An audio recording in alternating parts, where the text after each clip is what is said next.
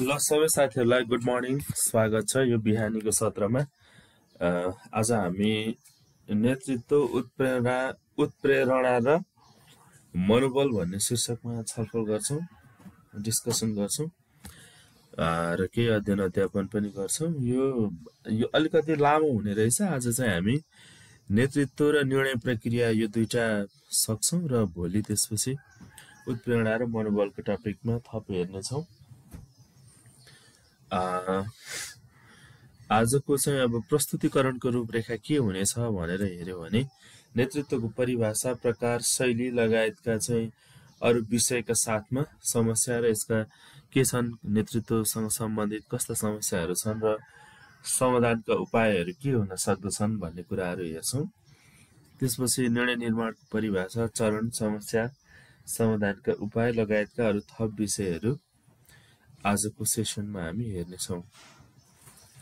त्यसो भए अब सुरुमा नेतृत्वको परिभाषा के हो त, नेतृत्व भनेको के हो भनेर सोध्यो या नेतृत्वको अवधारणा कस्तो हो भनेर सोध्यो भने हामीले चाहिँ यो परिभाषालाई उल्लेख गर्नुपर्ने हुन्छ। परिभाषा थाहा पाइसकेपछि जेनरली यो के हो भन्ने कुरा चाहिँ यसबाट जानकारी प्राप्त हुन्छ।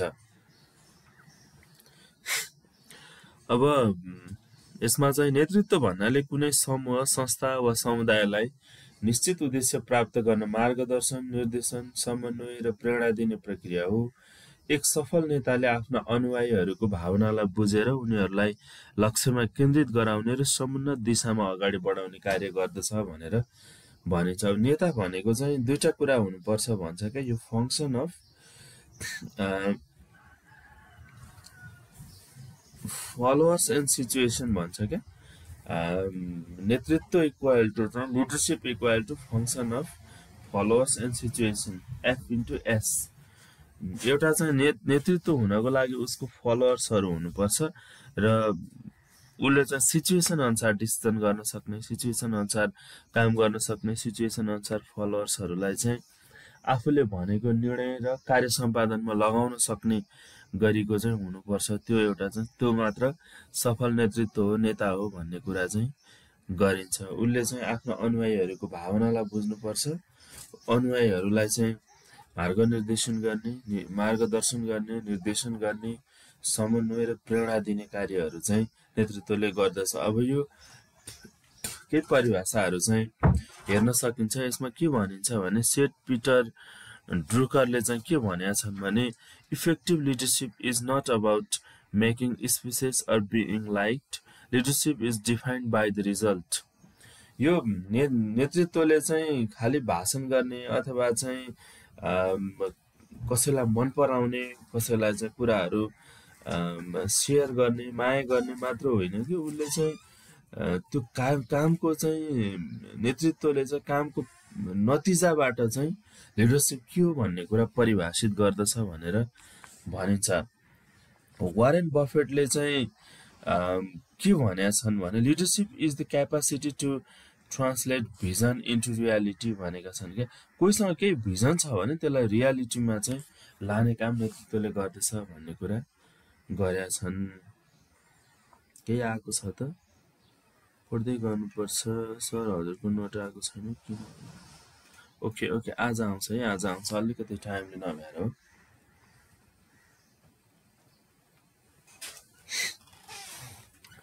त्यस्तो छ है। अब म पठाउँछु।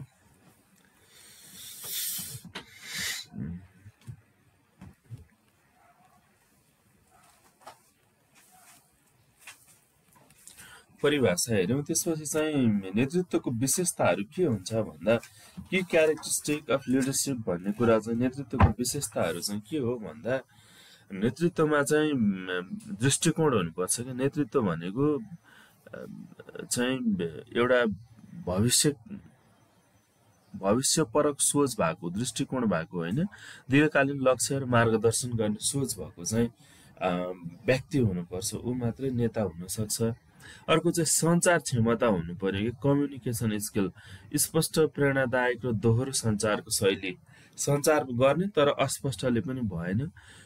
नेता भइसकेपछि त उसले गरेको सञ्चारले चाहिँ उसका फलोअर्सहरू, उसका अनुयायीहरूले चाहिँ प्रेरणा पनि लिन सक्नु पर्यो र त्यो सञ्चार पनि दोहोरो हुनु पर्यो। जस्तो त्यो सञ्चार माथिबाट तल मात्र हुने छ नि त हाम्रो सार्वजनिक प्रशासनको प्रवृत्ति, त्यस्तो होइन कि सञ्चार चाहिँ दोहोरो किसिमको तलबाट अनुयायीहरूले पनि अथवा तल्लो लेभलको कर्मचारीहरूले पनि बोसलाई चाहिँ आफ्नो कुरा प्रष्टसँग राख्नु पर्यो। कुनै चाहिँ कामको सन्दर्भमा, कुनै सूचनाको सन्दर्भमा त्यो छ भने चाहिँ स्पष्टसँग राख्न सक्ने चाहिँ अवस्था हुनु पर्यो। अर्को चाहिँ नेतृत्व आत्मविश्वासी पनि हुनु पर्यो क्या। अब आफ्ना निर्णयहरू गर्दाखेरि त्यो निर्णय गर्नमा, निर्णय कार्यान्वयन गराउनमा दृढ हुनु पर्यो। आज यो काम गर्ने भनेर चाहिँ निर्णय गर्ने, अनि त्यो निर्णय चाहिँ कसैले विरोध गर्यो भने तुरुन्त फर्किहाल्नु, ओहो होइन यो निर्णय नगरौँ, यो साथीहरूले यसो भन्नुभयो, गर्न नसकिने अवस्था रहेछ, अथवा बाहिर यस्तो परिस्थिति आयो गर्न नसकिने रहेछ भने जस्तो चाहिँ हुनु भएन। अनि अर्को चाहिँ के हुनु पर्यो भन्दा नैतिकता पनि हुनु पर्यो क्या। इन्टिग्रिटी चाहियो, सत्य, इमान्दारिता र पारदर्शितामाथि आधारित व्यवहार चाहिँ हुनु पर्यो। अब नेतृत्व भनेको चाहिँ इमान्दार पनि हुनु पर्यो, सत्य पनि हुनु पर्यो। अब झुटो किसिमको भयो भने कसैले पनि पत्याउँदैन क्या। अनि छटाइ फटाइ गर्ने, भ्रष्टाचार गर्ने, तपाईँको चाहिँ ठगी गर्ने, झुटो कुराहरू चाहिँ अँगालेर हिँड्ने र अपारदर्शी किसिमको व्यवहार उसको छ भने चाहिँ उसलाई चाहिँ नेतृत्वको रूपमा स्वीकार नगर्ने अवस्था चाहिँ आउन सक्दछ। त्यो भएको हुनाले नेतृत्वमा नैतिकता भन्ने चिज चाहिँ एकदमै महत्त्वपूर्ण हुन्छ। धेरै इम्पोर्टेन्ट रूपमा चाहिँ नैतिकतालाई लिनुपर्ने हुन्छ। अनुशासन, अब आत्मनियन्त्रण र कार्यदिशामा चाहिँ निरन्तरता आवश्यकता पर्दछ नेतृत्वको। प्रेरणा दिन सक्ने क्षमता चाहियो, अरूलाई चाहिँ जागरुक बनाउन सक्ने कि जस्तो सङ्गठनको लक्ष्य उद्देश्य प्राप्त गर्नको लागि चाहिँ त्यो जाग लम्क चम्क हे नौजवान हो भन्ने गीत सुन्दाखेरि जस्तो मान्छेमा एक खालको इनर्जी ऊर्जा आउँछ नि, त्यस्तै किसिमले चाहिँ व्यक्तिहरू चाहिँ अगाडि बढ्न सक्ने अवस्था हुनु पर्यो है। त्यसरी चाहिँ उसले सबै आफ्नो टिमलाई चाहिँ समग्र टिमलाई अगाडि बढाउन सक्नु पर्यो। अर्को चाहिँ फ्लेक्सिबिलिटी, लचकता चाहियो, परिस्थिति अनुसार निर्णय र शैली परिवर्तन गर्न सक्ने। अब एउटा परिस्थितिमा अगाडि बढिरहेको छ, अनुकूल परिस्थितिमा अगाडि गइरहेको छ, तर परिस्थिति फरक पर्यो। जस्तो यो काठमाडौँको हेर्नुहुन्छ भने शान्त थियो, र शिक्षकहरूको आन्दोलनले अहिले निकै चाहिँ समस्याहरू आइरहेछ होइन। समस्याहरू आइरहेको छ भन्दा पनि कुनै कुनै बाटोमा रुटहरूमा चाहिँ गाडीहरू अवरुद्ध भइरहेको छ। यो अलिकति सामान्य किसिमको भयो। अब हिजो विगतमा जस्तो कोरोना आयो होइन, भूकम्प आयो, हिजो त आयो नि त नेपालमा। त्यस्तो अवस्थामा के गर्ने त भन्दा त्यो अवस्थालाई पनि अलिकति चाहिँ राम्रोसँग परिस्थिति अनुसार त्यसलाई चाहिँ निर्णय गर्ने र त्यसलाई ह्यान्डल गरेर लान सक्ने, त्यो अनुसार चाहिँ आफ्नो काम कार्यशैलीलाई परिवर्तन गर्न सक्ने अवस्था पनि हुनु पर्दछ।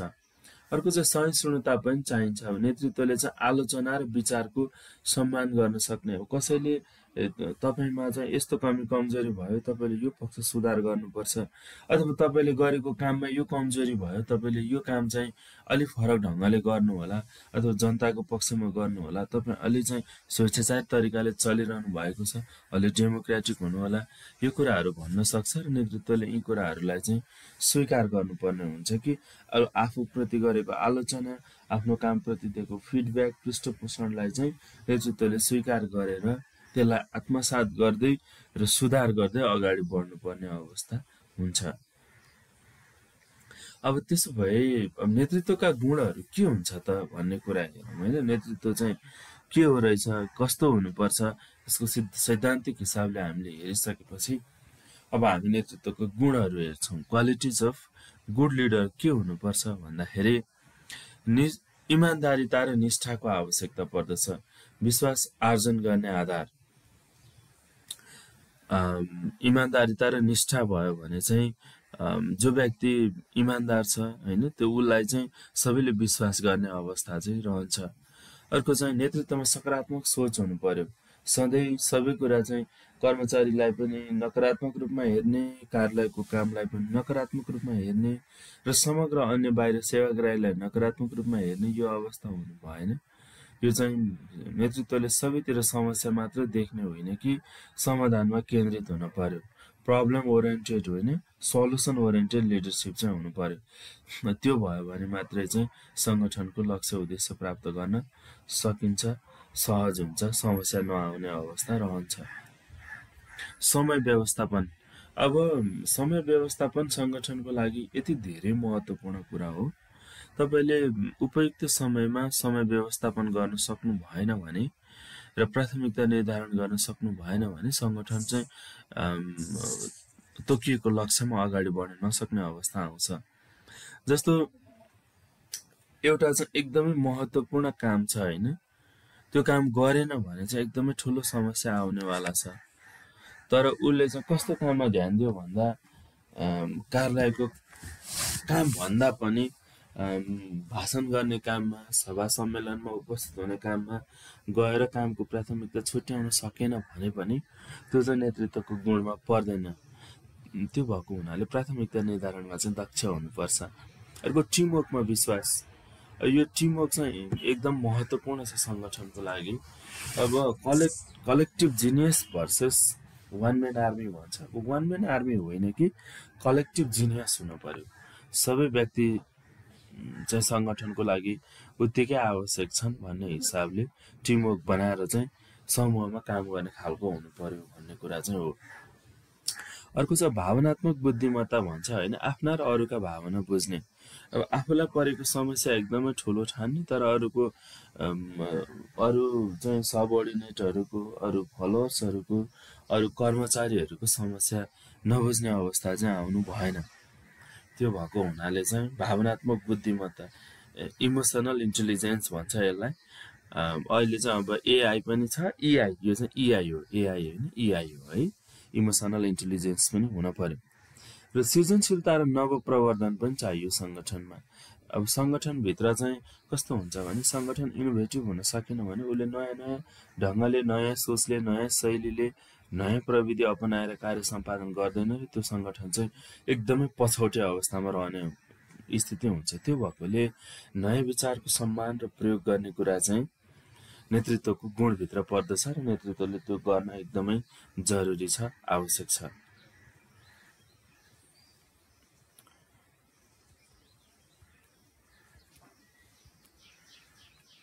त्यसो भए अब नेतृत्वका सिद्धान्तहरू के छन् भनेर हामी सिद्धान्त हेर्छौँ है। अब नेतृत्वको गुण सम्बन्धी सिद्धान्त भन्छ यो ट्रेड थ्योरी अफ लिडरसिप। नेतृत्वको सिद्धान्तहरूमा गुण कस्तो हुनुपर्छ भन्ने कुरा चाहिँ यो पहिलो सिद्धान्त हो। यसले के भन्छ भने नेता जन्मिँदैखेरि हुन्छन्, बनाइने होइनन् क्या। कुनै व्यक्ति जन्मजात नै नेता हुन्छ। जस्तो नेपालमा विगतमा राजाको छोरा राजा नै हुने प्रचलन थियो नि। राजाको जेठो छोरा भएर जन्मिसकेपछि ऊ राजा हुनको लागि नै योग्य हुन्थ्यो, उसलाई बनाइरहन जरुरी थिएन। अब अहिले त राष्ट्रपति हुनको लागि निर्वाचित हुनुपर्छ होइन, तोकिएको चाहिँ क्षेत्रबाट तोकिएका व्यक्तिहरूले भोट गर्नुपर्छ र सबभन्दा बढी चाहिँ भोट ल्याउन सक्ने व्यक्ति मात्रै निर्वाचित हुने अवस्था रहन्छ। तर विगतमा चाहिँ अब राजा आफै राजा हुने, अहिले पनि त्यस्तो कतै कतै चाहिँ चलनहरू छ होइन। त्यस्तो स्थिति हुन्थ्यो। तर नेता चाहिँ जन्मजात हुँदैनन्, हुन्छन् भन्ने चाहिँ यो नेताको गुण सम्बन्धी सिद्धान्तले भन्छ। यो सिद्धान्त अनुसार चाहिँ साथीहरू एकैछिनलाई 1 मिनट है। आउनु मम्मी जाऊ,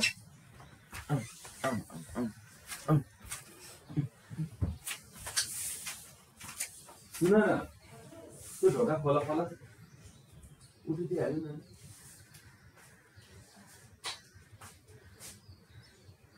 अलिकति राख्दैन हुँदैन।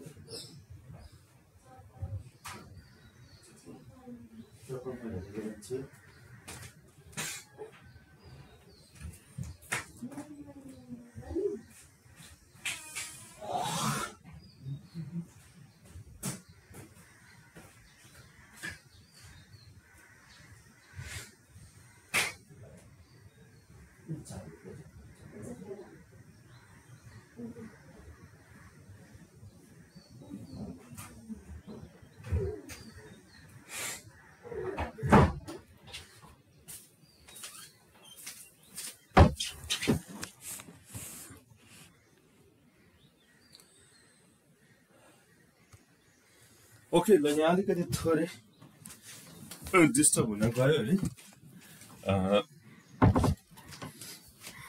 त्यसपछि हामी नेतृत्वको गुण सम्बन्धी सिद्धान्तहरू हेरिरहेको थियौँ है। यसले चाहिँ व्यक्ति जन्मकै आधारमा नेतृत्व गर्ने किसिमको हुन्छन्, नेता हुन्छन् भन्ने कुरा मान्छ होइन। यो चाहिँ जन्मजात गुण वा व्यक्तित्व विशेषबाट निर्धारण हुन्छ। जस्तै त्यो व्यक्ति चाहिँ आत्मविश्वासी हुन्छ, बुद्धिमत्ता हुन्छ, साहसी हुन्छ, निर्णयकर्ता हुन्छ र आकर्षक हुन्छ। सबैले उसलाई नेता स्वीकार गर्छन्, मान्छन् भन्ने हिसाबले चाहिँ यो नेतृत्वको सिद्धान्तहरू अन्तर्गत चाहिँ यो गुण सम्बन्धी सिद्धान्तमा पर्दछ। अब यसको गुणहरू के हुन्छ भन्दा आत्मविश्वासी हुने, प्रेरणादायी क्षमता हुन्छ होइन। उसले चाहिँ सबैलाई प्रेरणा दिन सक्ने हुन्छ, निर्णय क्षमता, डिसिसिभ पावर हुन्छ, सामाजिक प्रभाव हुन्छ उसमा होइन, इमान्दारी हुन्छ। तर त्यति हुँदै गर्दा पनि यो नेतृत्वको गुण सम्बन्धी सिद्धान्तहरू कस्तो हुन्छ, यसमा के समस्या हुन्छ भन्दाखेरि सबै गुण भएका मानिसहरू सधैँ असल नेता हुँदैनन् भन्ने हुन्छ क्या।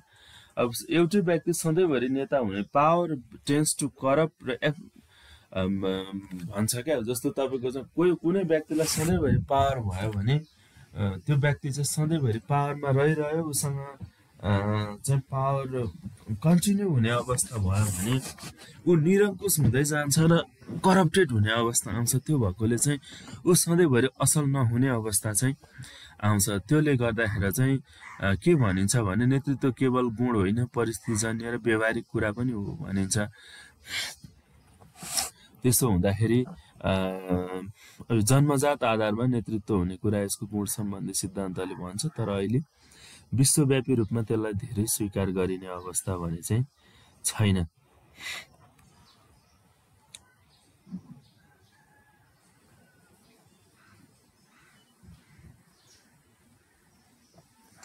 अब व्यवहारवादी सिद्धान्तले के भन्छ त भन्दाखेरि नेता बन्ने कुरा व्यवहारमा निर्भर गर्छ। नेता बनाइन्छन्, जन्मिने होइन भन्छ क्या यसले। त्यो ठ्याक्क अघि गुण सम्बन्धी सिद्धान्तको अपोजिट छ यो। कुनै व्यक्ति जन्मकै आधारमा नेता हुँदैन, उसले चाहिँ जनतामा गएर खारिएर जनताले स्वीकार गरिसकेपछि जनताले बनाउँछन् नेता, ऊ जन्मिँदै आधारमा हुँदैन भन्छ। यो सिद्धान्तले सिक्न सक्ने व्यवहारको रूपले हेर्छ। सफल नेताले के गर्छ, कस्तो व्यवहार गर्छ भन्ने कुरामा चाहिँ यो केन्द्रित छ। अब यो लेविन लिडरसिप स्टाइल भन्ने छ होइन। यसले चाहिँ के भन्छ, त्यसको व्यवहारहरू कस्तो हुन्छ त भन्दा एउटा चाहिँ यो व्यवहारवादी सिद्धान्तमा पनि चाहिँ विभिन्न किसिमका हुन्छन् भन्छ होइन। यसमा फर्स्टमा चाहिँ के छ भन्दा स्वेच्छाचारी नै हुन सक्छ। त्यो पनि नेता चाहिँ जनताबाट निर्वाचित हुँदैमा ऊ सधैँ लोकतान्त्रिक हुन्छ भन्ने किसिमको त हुँदैन। त्यो चाहिँ त्यो नेताले चाहिँ सबै आफै निर्णय लिने किसिमको हुन्छ भन्छ। अर्को चाहिँ डेमोक्रेटिक लिडरसिप हुन्छ, त्यो समूहमा सहभागी हुने खालको र सामूहिक रूपमा निर्णय लिने, सामूहिक छलफल गर्ने आधारमा चाहिँ नेता नेतृत्व हुन्छ भन्ने कुरा यसले गर्छ। अर्को लेसेस फेयर हुन्छ, स्वतन्त्र ढङ्गको होइन, ढिलो ढाला गर्ने, खासै कार्य सम्पादनमा आफ्नो कर्मचारीलाई, आफ्नो चाहिँ फलोवर्सलाई हस्तक्षेप गर्दैन, उसले सामान्य ढङ्गले निर्देशन गर्ने खालको मात्रै गर्दछ। अब यसमा के हुन्छ त भन्दा सबै अवस्थामा एउटै व्यवहार काम लाग्दैन। व्यवहार मात्र होइन, परिस्थिति र वातावरण पनि महत्त्वपूर्ण हुन्छ भन्ने छ। अब यो व्यवहार चाहिँ यस्तो हुन्छ कि कसैको व्यवहार स्वेच्छाचारी हुन्छ, कसैको व्यवहार लोकतान्त्रिक किसिमको हुन्छ, कसैको व्यवहार चाहिँ एकदमै स्वतन्त्र खालको, त्यति साह्रो काममा मतलब नगर्ने किसिमको हुन्छ। त्यो भएकोले व्यवहारवादी सिद्धान्त पनि सबै परिस्थिति र वातावरणमा एकनास लागु हुँदैन भन्ने कुरा चाहिँ यो सिद्धान्तको एउटा समस्या आलोचनाको रूपमा रहेको देखिन्छ। अब अर्को चाहिँ यो दुईटै गुण सम्बन्धी सिद्धान्त र व्यवहारवादी सिद्धान्त भन्दा अर्को फरक सिद्धान्त चाहिँ परिस्थितिजन्य सिद्धान्त, यसलाई कन्टिन्जेन्सी थ्योरी अफ लिडरसिप भनिन्छ। यो चाहिँ नेतृत्व शैली परिस्थिति अनुसार बदलिनुपर्छ। यो सिद्धान्त अनुसार कुनै पनि नेतृत्व शैली अवस्थामा उपयुक्त हुँदैन। सफल नेतृत्व परिस्थिति, समूहको अवस्था, उद्देश्य र कार्यको स्वरूप अनुसार चाहिँ तय हुन्छ भनेर यो सिद्धान्तले भन्छ। यसको चाहिँ खास उद्देश्य के हो भने परिस्थिति सबै समयमा एकै नासको हुँदैन, फरक फरक हुँदै जान्छ। त्यो भएको हुनाले विभिन्न फरक परिस्थितिमा चाहिँ त्यही परिस्थिति अनुसार नेतृत्व शैली अपनाउन सक्नुपर्छ भन्ने कुरा चाहिँ यसले गर्छ। अब यसको चाहिँ के छ त भन्दा केही उदाहरण हेर्यो भने चाहिँ अब यो फिल्डर कन्टिन्जेन्सी मोडेलले के भन्छ त भन्दा task oriented leaders works well in structured and extreme situation भन्छ क्या। अब जस्तो सुकै एक्सट्रिम सिचुएसनमा पनि उसले चाहिँ आफूलाई परिवर्तन गराएर काम गर्न सक्ने अवस्था रहन्छ। रिलेसनसिप ओरिएन्टेड लिडरसिप यसले के गर्छ भन्दा works well in moderate situation, होइन, मोडरेट सिचुएसनमा पनि यसले चाहिँ रिलेसनसिप मेन्टेन गरेर काम गर्न सक्छ भन्ने हो। अब यसको समस्या कस्तो हुन्छ भन्दा नेतृत्व शैली परिवर्तन गर्न सबै नेताहरू सक्षम नहुन सक्छन्, होइन। अब सबै लिडर अलरेडी लिडर त भइरहेको हुन्छ नि त।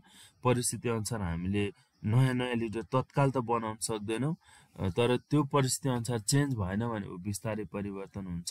तर त्यो परिस्थितिमा परिवर्तन भएर काम नगर्न सक्छ र परिवर्तनको मूल्याङ्कन गर्ने प्रक्रिया पनि जटिल हुन्छ। के चेन्ज भइरहेको छ, के परिवर्तन आइरहेको छ भन्ने कुरा चाहिँ बुझ्नको लागि पनि जटिल हुन्छ भन्ने कुरा यसले गर्दछ। अब पाथ गोल सिद्धान्त भन्छ क्या, यो चाहिँ कस्तो हुन्छ ठ्याक्क भन्दा यो एउटा अनुयायीप्रति चाहिँ केन्द्रित हुन्छ, अर्को चाहिँ उत्पादनप्रति केन्द्रित हुन्छ। भने कि एउटा चाहिँ आफ्नो फलोवर्सहरूप्रति उत्तरदायी हुन्छ र अर्को प्रोडक्सनमा केन्द्रित हुन्छ। अहिले यो चाहिँ यो पनि एउटा चाहिँ नयाँ शैलीको चाहिँ सिद्धान्त हो भनौँ न, होइन। नेताको कर्तव्य भनेको अनुयायीलाई लक्ष्य तर्फको बाटो देखाउनु पनि हो। त्यो भएको हुनाले चाहिँ यो सिद्धान्तलाई पाथ गोल सिद्धान्त भनिन्छ। यो सिद्धान्तले नेताको काम भनेको अवरोध हटाउने, प्रेरणा दिने, स्पष्ट निर्देशन दिने र लक्ष्य प्राप्तिमा सहयोग पुर्याउने हो भन्ने कुरा चाहिँ यो पाथ गोल सिद्धान्तले गर्छ। अब नेतृत्वको शैलीहरू यसमा कस्तो रहन्छ यो सिद्धान्त अन्तर्गत भन्दा डिरेक्टिभ लिडरसिप हुन्छ। यसले यहाँ चाहिँ लिडरसिपले स्पष्ट निर्देशन दिने कार्य गर्दछ। सपोर्टिभ लिडरसिप सहानुभूति प्रदान गर्ने। पार्टिसिपेटरी लिडरसिप हुन्छ, होइन, निर्णय प्रक्रियामा चाहिँ सहभागी जनाउने। र अचिभमेन्ट ओरिएन्टेड लिडरसिप हुन्छ, लक्ष्य निर्धारण गरेर चाहिँ प्रेरणा दिने खालको चाहिँ लिडरसिप हुन्छ। अब यसमा यसको समस्या के छ त भन्दा सबै स्टाइल प्रयोग गर्न नेतासँग पर्याप्त लचिलोपन र समय हुनुपर्छ। अनुयायीहरूको के भन्छ मनोबल बुझ्न चाहिँ गाह्रो हुने स्थिति हुनसक्छ, होइन। यो चाहिँ अनुयायीहरू सबैको चाहिँ मनोभावनाहरू, मनोविज्ञानहरू कस्तो छ भन्ने कुरा बुझ्नको लागि पनि केही कठिन हुन्छ र सबै स्टाइल प्रयोग गर्न सक्ने चाहिँ नेतासँग त्यो किसिमको लचिलोपन नहुन पनि सक्छ। मलाई यो कुरा चाहिँ ठिक लागेन, यो नगरौँ भन्ने नेता नेतृत्वहरू पनि प्रशस्त पाइन्छ।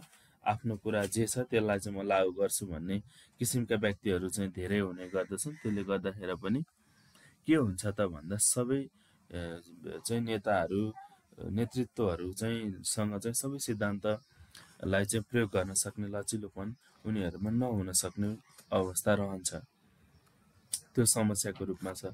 अब यसलाई एउटा कम्पेरिजन चार्टमा हेर्यो भने कस्तो देखिँदो रहेछ भन्दा सिद्धान्त, केन्द्रबिन्दु, विशेषता र कमजोरीको अवस्था हेर्यो भने जस्तो यो ट्रेड थ्योरी गुण सम्बन्धी सिद्धान्तमा के छ त भन्दा यो जन्मजात गुणमा आधारित हुन्छ भनिन्छ। व्यक्ति जन्मिँदैखेरि चाहिँ सक्षम अब्बल किसिमको हुन्छ, जन्मिँदैखेरि ऊ चाहिँ नेता भएर जन्मेको हुन्छ भन्ने हुन्छ, होइन। विशेषता असल नेता जन्मिन्छ भन्छ, कमजोरी अब यसको अभ्यास गर्ने ठाउँ चाहिँ हुँदैन। अब बिहेभियरल थ्योरी भनेको चाहिँ व्यवहारवादी सिद्धान्त हो, व्यवहार र क्रियाकलापमा आधारित हुन्छ। यसको विशेषता भनेको सिक्ने शैली हो र यसको कमजोरी के छ त भन्दा एकै शैली सधैँ काम नलाग्न सक्छ र फरक फरक ढङ्गले फरक व्यवहारले चाहिँ हामीले काम गर्दै जानुपर्ने हुन्छ भन्ने कुरा यो सिद्धान्तले गर्छ। अब कन्टिन्जेन्सी थ्योरी परिस्थिति अनुसारको शैली हो। यो परिस्थिति अनुसार अघि पनि हामीले छलफल गऱ्यौँ, लचिलो र यथार्थपरक हुन सक्नुपर्छ। तर परिस्थिति कस्तो भइरहेछ भन्ने कुरा चाहिँ मूल्याङ्कन गर्न गाह्रो हुन्छ भन्ने कुरा यो सिद्धान्तले गर्दछ। अब अर्को हामीले हेरेको अन्तिम चाहिँ पाथ गोल थ्योरी। अब यो पाथ गोल भन्नाले आफैमा पाथ भनेको बाटो हो क्या, पाथ गोल उद्देश्यको बाटो हो। मार्ग देखाउने र सहयोग गर्ने हो। यो चाहिँ अनुयायीहरूलाई, आफ्नो फलोवर्सहरूलाई, कर्मचारीहरूलाई चाहिँ बाटो देखाउने र सहयोग गर्ने खालको हो। अब यसमा के छ भन्दा स्पष्ट नेतृत्व शैलीहरूको चाहिँ आवश्यकता पर्दछ यसमा। तर अब यसको कमजोरी के छ भन्दा जटिलता र समय लाग्ने, समय व्यवस्थापन गर्न अलिकति गाह्रो हुने भन्ने चाहिँ यसको कमजोरीको रूपमा रहेको हुन्छ। अब नेतृत्वका शैलीहरू चाहिँ के छन् त त्यसो भए होइन। अब यो स्टाइल अफ लिडरसिप भन्यो भने स्वेच्छाचारी नेतृत्व शैली हुनसक्छ। यसलाई अटोक्रेटिक लिडरसिप स्टाइल। परिभाषा यसको के हो त भन्दा सबै निर्णय चाहिँ आफू एक्लैले लिने गर्छ कि सबै निर्णयहरू आफू एक्लै गर्ने, आदेशमूलक शैली अपनाउने, अनुयायीको राय र सुझावको मूल्य नदिने शैली हो। जस्तो सङ्गठनमा कतिपय व्यक्तिहरू त्यस्तो हुन सक्दछन्, म तिमीहरूको कुरा सुन्दिनँ मान्दिनँ, त्यो चाहिँ को हुन्छ भन्दा नेतृत्व हुन्छ। अरूको कुरा नसुन्ने है, अरूले राम्रो इनोभेटिभ टाइपको, पोजिटिभ टाइपको, सङ्गठनलाई हित गर्ने, सङ्गठनका समस्या समाधान गर्न सक्ने खालका सल्लाह सुझावहरू दिए पनि उसले त्यो कुरा स्वीकार गर्दैन। आफूलाई जे ठिक लाग्छ, जे उपयुक्त लाग्छ त्यो निर्णय लिन्छ र त्यो निर्णय लिइसकेपछि कार्यान्वयनका लागि आदेश दिन्छ। यस्तो खालको शैली चाहिँ स्वेच्छाचारी किसिमको शैली हो। अब यसले के गर्छ, यसको विशेषता कस्तो हुन्छ भन्दा एकपक्षीय निर्णय लिने हुन्छ, कठोर नियन्त्रण गर्ने हुन्छ, छोटो निर्णय लिने क्षमता हुन्छ, छिटो निर्णय लिने क्षमता हुन्छ यसको। अब यस्तो किसिमको लिडरसिपले ढिलो निर्णय लियो भने फेरि त्यसको चाहिँ एक खालको के भन्छ होइन, वैधानिकता हैसियतै नरहने जस्तो अवस्था आउँछ। तर त्यो निर्णय कस्तो हुन्छ भन्ने कुरा त्यसको परिणामले निर्धारण गर्छ। अब यसको सकारात्मक पक्ष चाहिँ के हो त भन्दा आपतकालीन अवस्थामा चाहिँ यो प्रभावकारी हुन्छ। जस्तो आगलागी भयो, भाडी पहिरो गयो, भूकम्प गयो, यस्तो प्रकोपको बेला लगायतको चाहिँ कहीँ हुलदुङ्गा भयो, व्यक्तिको चाहिँ ज्यान जान सक्ने गरीको अवस्था भयो, यस्तो अवस्थामा चाहिँ यो एकदम काम लाग्ने गरीको हुन्छ। अनुशासन कायम राख्न पनि यो खालको लिडरसिप चाहिँ महत्त्वपूर्ण हुन्छ होइन। स्वेच्छाचारी किसिमकै लिडरसिपले भए पनि यसले सङ्गठनमा अनुशासन कायम गराउन चाहिँ अन्य नेतृत्वभन्दा यो सक्षम हुन्छ। नकारात्मक पक्ष के हुन्छ भन्दा कर्मचारीमा असन्तुष्टि बढ्दै जाने अवस्था रहन्छ, सृजनात्मकता घट्ने सम्भावना रहन्छ। कर्मचारीमा किन असन्तुष्टि बढ्छ भन्दा आफूले भनेको कुरा उसको नेतृत्वले सुन्दैन, उसको बोसले सुन्दैन। त्यो नसुनेपछि चाहिँ हाम्रो कुरा सुनवाई नै हुँदैन, हामी यहाँको चाहिँ के हो र भन्ने जस्तो भावना चाहिँ कर्मचारीमा उत्पन्न हुने अवस्था रहन्छ। त्यसले गर्दाखेरि चाहिँ यो खालको लिडरसिप प्रति चाहिँ कर्मचारीको असन्तुष्टि बढ्न सक्छ। अब यो इनोभेटिभ भन्ने चिज होइन, सृजनशीलता, नवप्रवर्धन भन्ने चिज चाहिँ एउटा बोस हुँदाखेरि बोसकै रूपमा मात्रै चाहिँ उसले मात्रै जान्ने अवस्था हुँदैन कि जुनसुकै व्यक्ति भए पनि, तल्लो तहको कर्मचारी भए पनि उसँग चाहिँ नयाँ नयाँ कुरा जान्न सक्ने सृजनशीलता, नयाँ क्षमता चाहिँ उसँग पनि हुनसक्छ। त्यो भएको हुनाले गर्दाखेरि चाहिँ तल्लो तहको कर्मचारीको भावनाहरू लिने अथवा उनीहरूलाई चाहिँ प्रोत्साहन गर्ने त्यो कुरा चाहिँ यो अटोक्रेटिक टाइपको लिडरसिपमा हुँदैन। उदाहरणको रूपमा चाहिँ के हुन्छ भन्दा सेनामा यो हुन्छ क्या, सैन्य क्षेत्रमा सेनामा चाहिँ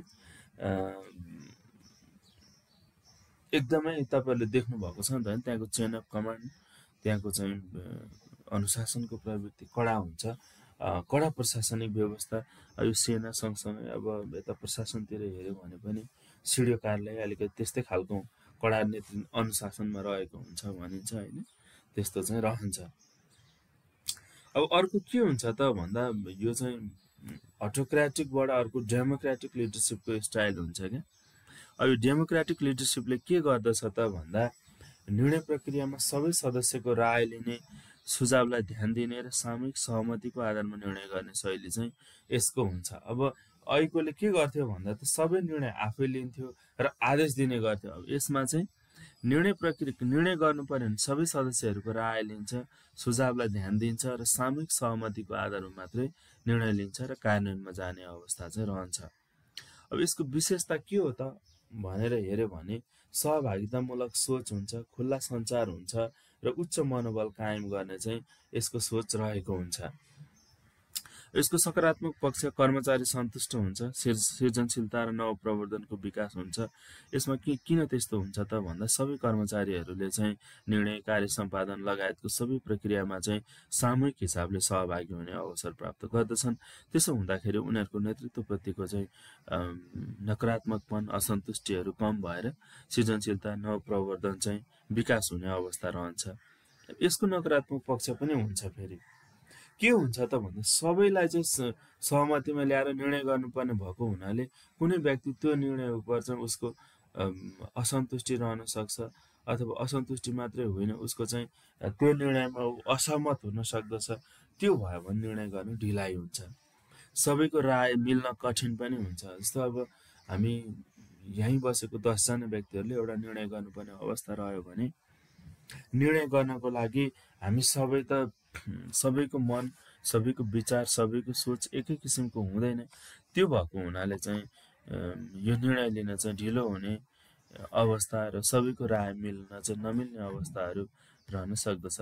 त्यसो भएको हुनाले यसको पनि केही कमजोरी चाहिँ रहेको देखिन्छ। तथापि यो निर्णय प्रक्रियालाई आधुनिक समयमा चाहिँ उपयुक्त किसिमको निर्णय प्रक्रिया हो, यो नेतृत्व शैली बेटर हो भन्ने चाहिँ मानिन्छ। उदाहरणको रूपमा यो कहाँ उपयोग गरिन्छ भन्दा सामाजिक सङ्घ सङ्गठनहरू, शैक्षिक संस्थाहरू, सहकारीहरूमा चाहिँ यो किसिमको निर्णय हुने गर्दछ। अब स्वतन्त्र र ढिलो ढाला नेतृत्व शैली भनिन्छ हैन, यसलाई लेसेस फेयर लिडरसिप स्टाइल भनिन्छ। नेताले कम हस्तक्षेप गर्छ, सदस्यहरूलाई स्वतन्त्र निर्णय लिन दिने अवस्था रहन्छ, केवल मार्गदर्शन दिने शैली चाहिँ यो खालको नेतृत्व शैली हो। यसको विशेषतामा चाहिँ अब पूर्ण किसिमले उसको फलोअर्स अथवा कर्मचारी, मातहतका कर्मचारीहरूले स्वतन्त्रता प्राप्त गरेका हुन्छन्। नेतृत्वको चाहिँ न्यून संलग्नता रहन्छ यसमा। अब सकारात्मक पक्ष यसको के हुन्छ त भन्दा उच्च दक्ष कर्मचारीहरूमा उपयुक्त हुन्छ, किनकि उनीहरूले चाहिँ आफ्नो काम एकदमै उत्तरदायीपूर्ण ढङ्गले चाहिँ निर्णय लिने र कार्य सम्पादन गर्ने अवस्था रहन्छ त्यहाँ। अब स्वतन्त्रता र विश्वासको चाहिँ वातावरण त्यहाँ चाहिँ हुनुपर्छ। अब यदि चाहिँ नेतृत्वले आफूले विश्वास गरेर मार्गदर्शन मात्र दिने गरी कार्य स्वतन्त्रता, निर्णय गर्ने स्वतन्त्रता प्रदान गर्ने, तर त्यहाँ चाहिँ नेतृत्वको सोच, विचार र संगठनको लक्ष्य विपरीतका कामहरू हुने अवस्था आयो र अविश्वासको वातावरण बन्यो भने चाहिँ यो खालको निर्णय शैली त्यहाँ काम नलाग्ने अवस्था आउँछ। फेरि त्यहाँ चाहिँ के हो भन्दा अटोक्रेटिक शैली अपनाउनु पर्ने अथवा चाहिँ डेमोक्रेटिक शैलीमा जानुपर्ने अवस्था हुन सक्दछ। अब यसको नकारात्मक पक्ष कस्तो हुन्छ भन्दा कमजोर निर्णय क्षमता भएको समूहमा चाहिँ यो अव्यवस्था हुन्छ, यो लागू गर्न सकिँदैन। नेतृत्वमा चाहिँ शून्यता महसुस हुन सक्छ। नेतृत्व त छ हाम्रो होइन, हाम्रो चाहिँ हाकिम त छ, तर हाकिम हो कि के हो जस्तो हुन्छ क्या। त्यो चाहिँ उसले जे भने पनि हुन्छ भन्छ, ऊ के भन्छ, अब केही भयो भने हुन्न भन्छ, तर धेरै चाहिँ हस्तक्षेप गर्दैन, सल्लाह सुझाव दिँदैन, काममा सहयोग गर्दैन। अलिकति इनोभेटिभ ढङ्गले सल्लाह सुझाव नदिसकेपछि चाहिँ त्यहाँ नेतृत्व नै छैन कि जस्तो हुन्छ। यसमा यो चाहिँ उदाहरण कहाँ हुन्छ त भन्दा शोध टोलीमा हुन्छ, विज्ञहरूको समूहमा यस्तो हुन्छ कि अब सबै विज्ञहरू भनेको सबै नेता जस्तो हुन्छ। त्यो त्यहाँनिर चाहिँ को त त्यसको चाहिँ लिडरसिप, को त्यसको नेतृत्व भन्ने कुरा पनि यसमा चाहिँ त्यो अवस्था नै कमजोर हुने, नेतृत्व तोके पनि सबै नेतृत्व हुन्छ, त्यो हुँदा त्यहाँ चाहिँ कमजोर नेतृत्व हुने अवस्था आउँछ। यसलाई चाहिँ लेसेस फेयर स्टाइल लिडरसिप भनिन्छ र त्यो चाहिँ शोध र तपाईँको चाहिँ विज्ञ टोलीहरूमा उपयुक्त हुन्छ। अब प्रेरणादायी नेतृत्व शैली ट्रान्सफर्मेसनल लिडरसिप भनिन्छ होइन। यो चाहिँ नेताले समूहका सदस्यको सोच, दृष्टिकोण, प्रेरणालाई उच्च तहमा पुर्याउने उद्देश्य राख्ने शैली हो। यसको विशेषता कस्तो हुन्छ भन्दा यसले ठुलो म्यासिभ किसिमको, ह्युज किसिमको दृष्टिकोण राख्छ, व्यक्तिगत विकासमा जोड दिन्छ, ऊर्जा र प्रेरणा दिने हुन्छ होइन। यसले चाहिँ सङ्गठनको सफल कार्य सञ्चालनका लागि, सङ्गठनलाई सफल बनाउनका लागि सबैभन्दा पहिला त्यहाँको कर्मचारी चाहिँ सिप, क्षमता, अनुभवले ऊ चाहिँ खारिएको हुनु पर्यो, त्यो हिसाबले विकसित भएको हुनु पर्यो र उसलाई चाहिँ प्रेरणा दिएर, ऊर्जा दिएर अगाडि बढाउन सक्यो भने मात्रै चाहिँ सङ्गठन सफल हुन्छ भन्ने चाहिँ यो प्रेरणादायी नेतृत्वको शैलीले विश्वास राख्दछ। अब यसको सकारात्मक पक्ष कस्तो हुन्छ भन्दा दीर्घकालीन परिवर्तन सम्भव हुन्छ, उच्च मनोबल र लगाव हुन्छ क्या। नेतृत्व नै प्रेरणा दिने किसिमको हुन्छ। यो काम चाहिँ हामीले यति समयमा यसरी सक्नुपर्छ, यो सक्यो भने सङ्गठनलाई यति फाइदा हुन्छ, व्यक्तिगत हिसाबले तपाईँहरूलाई यति फाइदा हुन्छ, हामी सङ्गठनमा यहाँ सफल भयौँ भने चाहिँ धेरै कुराहरू अरू परिवर्तन गर्न सक्छौँ, हामीले इन्सेन्टिभ प्राप्त गर्न सक्छौँ, पुरस्कार प्राप्त गर्न सक्छौँ, त्यो काम हुन सकेन भने चाहिँ हामीले दण्ड प्राप्त गर्छौँ भन्ने हिसाबले चाहिँ प्रेरित गरिराखेको हुन्छ नेतृत्वले कर्मचारीहरूलाई। त्यो भएको हुनाले चाहिँ यो नेतृत्व शैली पनि एकदमै उपयुक्त किसिमको मानिन्छ। अब यसको नकारात्मक पक्ष चाहिँ फेरि हुँदै नभएको भने होइन, यसमा पनि सबै नेतामा यस्तो क्षमतै हुँदैन क्या। अब कतिपय व्यक्तिहरू चाहिँ होइन म यस्तो कुरा मान्दैन, यो चाहिँ कानुनले जे भन्छ त्यही हुन्छ, कानुनभन्दा बाहिर गएर काम गर्न सकिँदैन भन्ने, अनि कानुनले त कारवाही गर्नुपर्छ भन्ने कुरा पनि लेखेको हुन्छ नि त होइन। कानुनमा चाहिँ यति काम गर्नुपर्ने छ, जिम्मेवारी हुनेछ र त्यो जिम्मेवारी पुरा गर्न नसकेमा यस्तो यस्तो कारवाही हुनेछ भन्ने लेखेको हुन्छ र सब त्यो त्यतातिर लाग्छन्। त्यसो भएकोले चाहिँ सबै नेतामा चाहिँ प्रेरणा दिन सक्ने र प्रेरणादायी ढङ्गले नेतृत्व गर्न सक्ने क्षमता नहुन सक्छ। अर्को चाहिँ के हुन्छ भन्दा व्यावहारिक रूपमा कार्यान्वयनमा कठिन पनि हुनसक्छ। त्यो भएको हुनाले यसमा पनि केही कमजोरी छन्, तर अहिलेको समयमा धेरै उपयुक्त किसिमको चाहिँ नेतृत्व शैली हो यो महान सामाजिक परिवर्तन ल्याउने नेताहरू जस्तै विश्वव्यापी रूपमा हेऱ्यो भने नेल्सन मेन्डेला, महात्मा गान्धी जस्ता व्यक्तिहरू चाहिँ यो प्रेरणादायी नेतृत्व शैलीको रूपमा हामीले लिन सक्दछौँ। अब परिस्थिति अनुसारको नेतृत्व शैली हुन्छ, यो चाहिँ सिचुएसनल लिडरसिप स्टाइल हो। यसको परिभाषा के छ भन्दा नेताले नेतृत्व शैली परिस्थिति अनुयायीहरूको क्षमता अनुसार परिवर्तन गर्ने शैली हो। यो विशेष गरिकन परिस्थिति कस्तो हुन्छ होइन, आज जस्तो छ भोलि त्यस्तो नहुन सक्छ, भोलि जस्तो छ अर्को 1 वर्षपछि त्यस्तो हुँदैन, अथवा त्यो बिचको 5-6 महिना त्यस्तो पछि त्यस्तो नहुन सक्छ। हामीले आज गरेको निर्णयहरू, आज बनाएको योजनाहरू, यी चिज चाहिँ जस्तो आवधिक योजना निर्माण गरियो भने त्यो 5 वर्षको लागि गरिन्छ होइन। 5 वर्षसम्म के त्यही सुरुका दिनमा गरेको आकलन नै त्यस्तै परिस्थिति भइरहन्छ त भन्यो र हेऱ्यो भने त्यस्तो नहुन सक्छ। फरक परिस्थिति आयो भने त्यो फरक परिस्थिति अनुसार चाहिँ कार्यशैलीलाई परिवर्तन गर्ने नेतृत्व चाहिँ परिस्थिति अनुसारको सिचुएसनल लिडरसिप हो। यसको विशेषता के हुन्छ भन्दा लचिलोपन हुन्छ, समस्या र जनशक्तिको मूल्याङ्कन गर्न सक्ने क्षमता चाहिँ उसमा हुन्छ। यसको सकारात्मक पक्ष के हो भन्दा बहुपरिस्थितिमा यो उपयोगी हुन्छ। परिस्थिति फरक हुन्छ, बहु भनेको धेरै, मल्टिपल सिचुएसन हो, मल्टिपल सिचुएसनमा चाहिँ यो नेतृत्व शैली ठिक हुन्छ। व्यावहारिक र वास्तविक पनि हुन्छ होइन। किन व्यावहारिक हुन्छ त भन्दा जस्तो परिस्थिति हुन्छ त्यस्तै निर्णय र काम गर्न सक्ने व्यक्ति भयो, त्यस्तो नेतृत्व भयो भने नै त्यो व्यावहारिक हुन्छ र त्यो चाहिँ वास्तविक पनि हुन्छ भन्ने हो। अब यसको त्यति हुँदै पनि यसको कमी कमजोरी चाहिँ के हो त भन्दा यो पनि निर्णय गर्न चाहिँ जटिल हुन्छ होइन। परिस्थिति एकदमै प्रतिकूल किसिमको आयो, कसरी निर्णय लिन्छ त, त्यहाँ के गर्दाखेरि उपयुक्त हुन्छ भन्ने कुरा चाहिँ त्यो पनि कठिन हुन्छ निर्णय लिनको लागि। सबै अवस्थामा उत्तिकै प्रभावकारी चाहिँ नहुन सक्दछ। अब अवस्था प्रतिकूल बनेर आएको छ तर त्यही परिस्थिति अनुसार तुरुन्त निर्णयहरू परिवर्तन गर्दै गयो भने पनि सङ्गठनले लिएको लक्ष्य उद्देश्य प्राप्तिमा चाहिँ कठिनाइ हुन सक्दछ। अब नेतृत्व परिवर्तनशील संस्था वा अस्थिर वातावरण बन्न सक्दछ होइन। नेतृत्वले चाहिँ सामान्य परिस्थितिलाई पनि होइन, यो चाहिँ सिचुएसनल चेन्ज हो, निर्णय चाहिँ परिवर्तन गरौँ भन्यो भने सङ्गठन चाहिँ अस्थिर हुन सक्ने अवस्था चाहिँ रहन्छ र अस्थिरताको वातावरण निर्माण हुन सक्दछ। त्यो भएकोले स्थिर पनि हुनु पर्यो र परिस्थिति अनुसार निर्णय पनि गर्न सक्नु पर्यो, गरेको निर्णयहरू कार्यान्वयन गर्न सक्नु पर्यो, आफ्नो फलोअर्सहरूलाई आफ्नो चाहिँ निर्णय कार्यान्वयनमा र आफूले भनेको दिशामा हिँडाउन सक्ने चाहिँ नेतृत्व आवश्यकता पर्दछ समग्रतामा।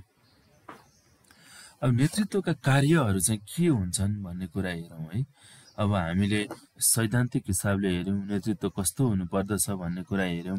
यी सबै कुरा हेरिसके पछाडि अब काम चाहिँ के हो त, नेतृत्वको मुख्य कुरा त काम हो नि त होइन।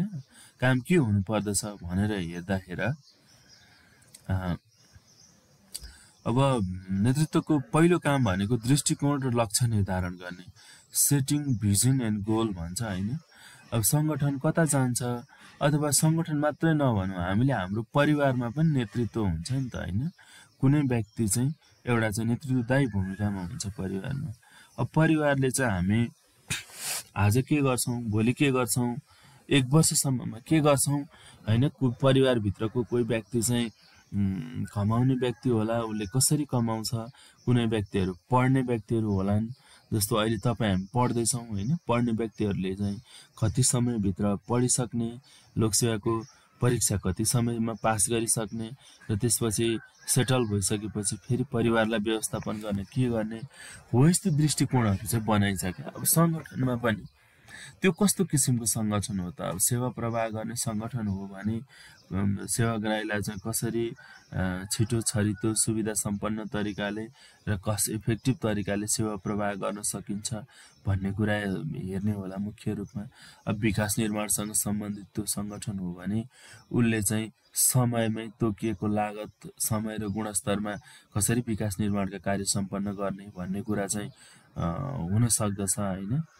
अब त्यसै गरी अर्को चाहिँ अब शासन सञ्चालन र शान्ति सुव्यवस्था कायम गर्नेसँग सम्बन्धित सङ्गठन हो भने अपराधजन्य क्रियाकलापहरू, अपराधका घटनाहरू नघटाउनका लागि के गर्न सकिन्छ, घटिसक्यो भने त्यो दोषीलाई कसरी चाहिँ चाँडोभन्दा चाँडो कारबाहीको दायरामा ल्याउन सकिन्छ भन्ने यस्तो किसिमको चाहिँ दृष्टिकोण र लक्ष्य निर्धारण गर्ने काम चाहिँ नेतृत्वको पहिलो र प्रमुख कार्य हो।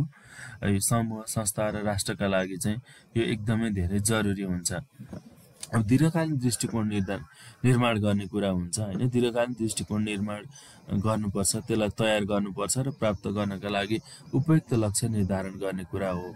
उदाहरणको रूपमा हेऱ्यो भने चाहिँ संस्थाले 5 वर्षमा कुन ठाउँमा पुग्ने हो भन्ने कुरा स्पष्ट गर्ने कुरा चाहिँ दीर्घकालीन दृष्टिकोण हो। अब नेपालको सन्दर्भमा हेर्ने हो भने आवधिक योजनाहरू चाहिँ पञ्चवर्षीय आवधिक योजनाको रूपमा रहेका हुन्छन् र त्यो पनि एउटा चाहिँ देशको दीर्घकालीन दृष्टिकोण हो। त्यस्तै सङ्गठनहरूले पनि आफ्नो चाहिँ दृष्टिकोणहरू निर्माण गरेर अगाडि बढेको अवस्था हुन्छ। जस्तो तपाईँहरूले मन्त्रालयको वेबसाइटहरू खोलेर हेर्नुभयो भने लक्ष्य, उद्देश्य, दृष्टिकोणहरू निर्माण गरिराखेकै हुन्छ होइन।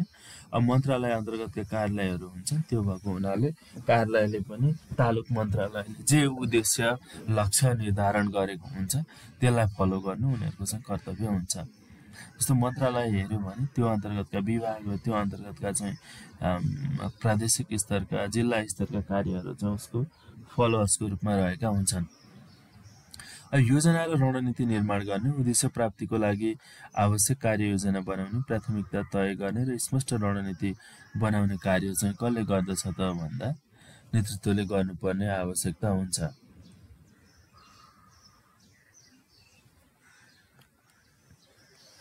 अब समूह निर्माण र समन्वय गर्ने कुरा पनि नेतृत्वको अर्को महत्त्वपूर्ण कार्य हो। सफल नेतृत्वले योग्य व्यक्तिहरूको टोली बनाउँछ र उनीहरू बीचमा समन्वय स्थापना गरेर लक्ष्यतर्फ निर्देशित गर्दछ। यो चाहिँ व्यक्तिगत सिप र रुचि अनुसारको चाहिँ कामको बाँडफाँड गर्ने कार्य गरिन्छ। अब यसमा हेऱ्यो भने एउटा नेतृत्वले चाहिँ टोली मात्र बनाउँदैन क्या, टिम मात्रै बनाउँदैन, त्यो टिममा चाहिँ योग्य व्यक्तिहरू राख्छ र इमान्दार व्यक्तिहरू पनि हुनुपर्छ। योग्य मात्र भएर पनि हुँदैन, योग्य र इमान्दार व्यक्तिहरूको चाहिँ टिम बनाउने र उनीहरू बीचमा समन्वय स्थापना गरेर लक्ष्यतर्फ निर्देशित गर्ने काम नेतृत्वले गर्दछ। प्रेरणा र प्रोत्साहन चाहिँ प्रदान गर्ने कार्य गर्दछ होइन। नेताको मुख्य जिम्मेवारी भनेको अनुयायीहरूलाई कामप्रति चाहिँ उत्साहित गर्ने पनि हो, प्रेरित बनाएर राखिराख्नु पनि हो। अब यसमा चाहिँ के कस्ता उपायहरू अवलम्बन गर्न सकिन्छ भन्दा सबभन्दा राम्रो काम गर्ने व्यक्तिलाई चाहिँ पुरस्कार दिने भन्ने हुन्छ। त्यो पुरस्कार पनि डिपार्टमेन्ट वाइज दिन सकिन्छ होइन। त्यहाँ चाहिँ शाखा, महाशाखाहरू अथवा विभागहरू हुन्छ। त्यो विभागहरूमध्ये सबभन्दा राम्रो काम गर्ने व्यक्तिहरू को छ उसलाई चाहिँ पुरस्कार दिन सकिन्छ। सार्वजनिक कार्यक्रम अथवा मिटिङ बैठकहरूमा उसको प्रशंसा गर्न सकिन्छ। आत्मविश्वास दिने, तिमी यो काम गर्न अथवा तपाईँले यो काम गर्न सक्नुहुन्छ, यो काम चाहिँ तपाईँले निकाल्न सक्नुहुन्छ, नसक्ने भन्ने छैन, बरु केही चाहिँ सहयोग गर्नु पर्यो भने म सहयोग गर्न तयार छु, यस्तो कुराहरू भनेर चाहिँ प्रेरणा र उत्साह प्रदान गर्ने कार्य चाहिँ नेतृत्वले गर्नुपर्ने हुन्छ।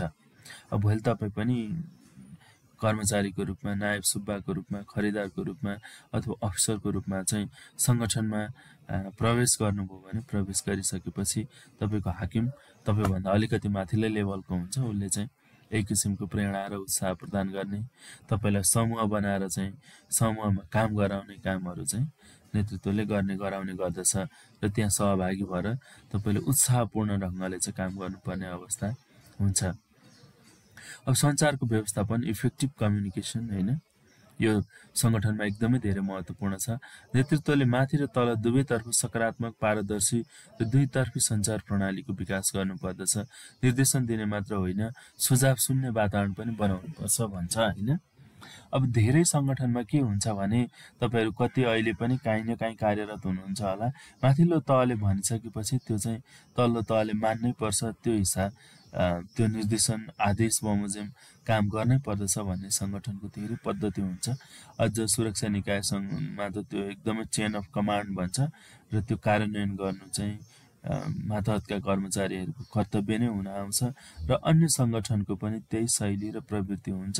तथापि अहिले पछिल्लो चाहिँ के भन्छ यो सार्वजनिक प्रशासनको नवीन आयामको रूपमा चाहिँ यो सञ्चार चाहिँ दुईतर्फी हुनुपर्छ।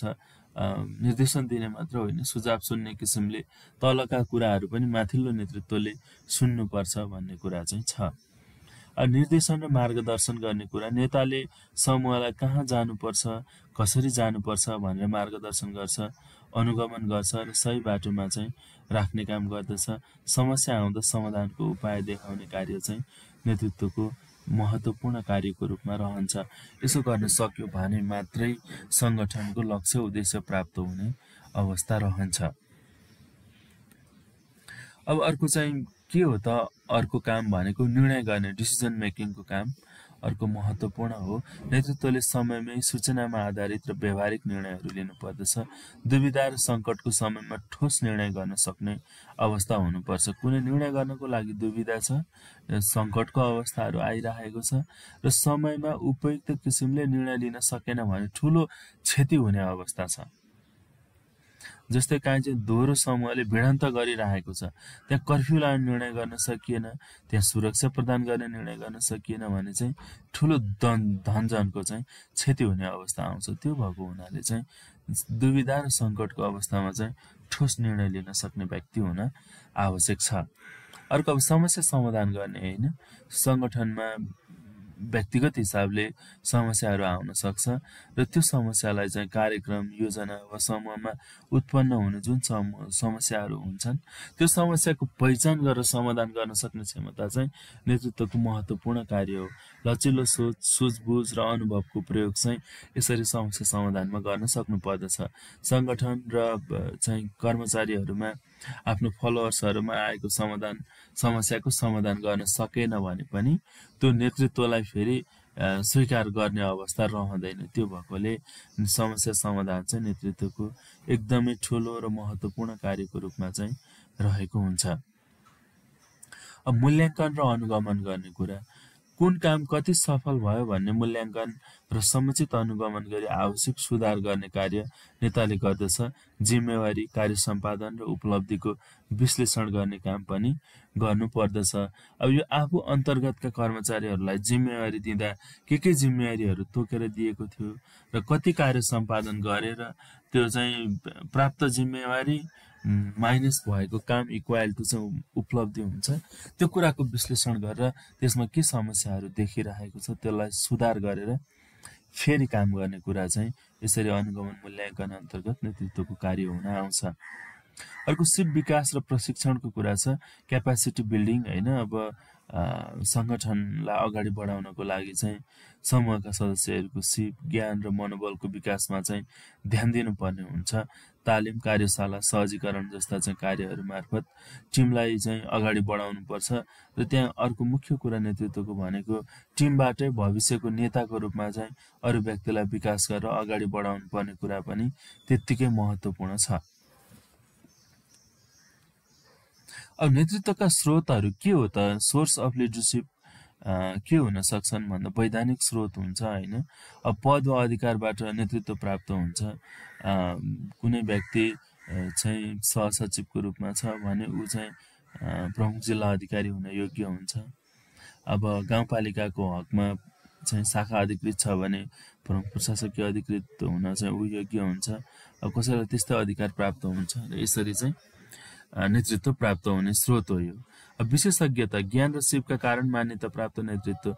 अब यस्तो चाहिँ कस्तो हुन्छ भने कुनै आयोगको जस्तो हिजो चाहिँ प्रशासन सुधार आयोगको नेतृत्व हुनु पर्यो अथवा आर्थिक सुधार आयोगको नेतृत्व रामेश्वर खनालले भर्खरै गरेर चाहिँ सुझावहरू प्रदान गर्नुभएको छ। अनि त्यो किन चाहिँ उहाँ नेतृत्व हुन सफल हुनुभयो भन्दा आर्थिक क्षेत्रको लागि चाहिँ एकदमै उहाँसँग विज्ञता छ। त्यो भएको हुनाले एक्सपर्टको पावरले गर्दाखेरि चाहिँ नेता हुने अवस्था त्यसरी हुन्छ होइन। अब सन्दर्भ शक्ति अब कुनैमा चाहिँ चरित्र र लोकप्रियता एकदमै धेरै छ भने ऊ पनि नेतृत्व हुन सक्ने अवस्था रहन्छ। यो चाहिँ यस्तो विशेषज्ञतावाला होइन कि जस्तो समाजमा विभिन्न चाहिँ सामूहिक सङ्घ संस्थाहरू हुन्छन्, त्यो सङ्घ संस्थामा चाहिँ एउटा राम्रो चरित्र भएको र लोकप्रिय जो गाउँमा चाहिँ सबैले मान्ने गरेको व्यक्ति हुन्छ उसले चाहिँ नेतृत्व पाउने अवस्था हुन्छ। अब इनाम शक्ति, अरूलाई पुरस्कार दिन सक्ने क्षमता। कहीँ कहीँ कस्तो हुन्छ भने जस्तो विद्यालय व्यवस्थापन समितिको अध्यक्ष हुनु पर्यो, त्यहाँ चाहिँ यदि तपाईँको मुहानको पानी हाम्रो विद्यालयलाई उपलब्ध गराउनुहुन्छ भने हामी विद्यालय व्यवस्थापन समितिको अध्यक्ष तपाईँलाई स्वीकार गर्छौँ भन्ने अवस्था हुन्छ। अब त्यस्तो अवस्थामा पनि व्यक्तिहरूले चाहिँ अरूलाई इनाम दिन सक्ने, रिवार्ड दिन सक्ने व्यक्तिलाई नेतृत्वको रूपमा स्वीकार गर्ने अवस्था हुन्छ। यो पनि एउटा स्रोतको रूपमा रहन्छ। अर्को दण्ड शक्ति, यसलाई कोएर्सिभ पावर भनिन्छ। अब नियन्त्रण गर्न सक्ने शैली, यो त विश्वव्यापी रूपमा चाहिँ अब कसैले नियन्त्रण गर्न सक्ने व्यक्तिहरू भयो अथवा चाहिँ कसैलाई कन्ट्रोलमा लिन सक्ने, परिस्थितिलाई कन्ट्रोलमा लिन सक्ने व्यक्तिहरू चाहिँ नेतृत्वमा पुगेको प्रशस्त उदाहरणहरू हामीले देख्ने गरेका छौँ। नेतृत्व विकासमा यति हुँदा हुँदै पनि समस्याहरू नभएको हो त भन्ने होइन। नेतृत्व विकासमा समस्याहरू छ। त्यसो भए के छन् त यस्ता समस्या भनेर हेऱ्यो भने नेतृत्व विकासमा चाहिँ ध्यान नदिने प्रवृत्ति छ होइन। अब राजनीतिक रूपमा तपाईँहरूले हेर्नुभयो भने एकदमै उमेर भएको व्यक्तिहरू पनि हामी युवा नै हो भनेर कन्टिन्यू रहिरहने अवस्था छ होइन। अब 80 वर्ष कटे पनि म युवा नै हो भन्ने, उमेर एज इज जस्ट नम्बर भन्छन् क्या। उमेर भनेको एउटा सङ्ख्या हो। हामी चाहिँ कार्य सम्पादनको हिसाबले, काम गर्ने हिसाबले जोस जाँगर छ, त्यो भएको हुनाले चाहिँ हामी युवा हो भनेर अगाडि बढ्ने राजनीतिक नेतृत्व छ। सबै राजनीतिक पार्टीहरूको नेतृत्व हेऱ्यो भने अलिक बुढा व्यक्तिहरू नै छ। जस्तो हिजो अस्ति बिमस्टेकको सम्मेलनमा उपस्थित हुँदा हेऱ्यो भने थाइल्यान्डको प्रधानमन्त्री 35 वर्षको हुनुहुँदो रहेछ। अब हाम्रो प्रधानमन्त्री झन् 70 वर्षभन्दा माथिको हुनुहुन्छ होइन। फेरि हाम्रोमा अर्को व्यक्ति आयो भने त्यस्तै व्यक्ति आउँछ क्या। त्यस्तै नै के अरे 70 कटेकै व्यक्तिहरू चाहिँ आउने अवस्था रहन्छ हाम्रोमा। त्यो भएको हुनाले चाहिँ नेतृत्व विकासमा ध्यानै दिँदैन, यसलाई चाहिँ रोकिन्छ पनि भनौँ न होइन। राजनीतिक हस्तक्षेप र पक्षपात हुन्छ। कोही व्यक्ति एकदमै राम्रो छ समाजको नेतृत्व गर्न अथवा राजनीतिक हिसाबले निर्वाचित हुन, ऊ बेस्ट मान्छे हो, तर त्यहाँ चाहिँ यदि ऊ बहुमत राजनीतिक व्यक्तिहरूले स्वीकार नगर्ने रहेछ भने चाहिँ पक्षपातपूर्ण ढङ्गले उसलाई नेतृत्व स्वीकार गरिँदैन।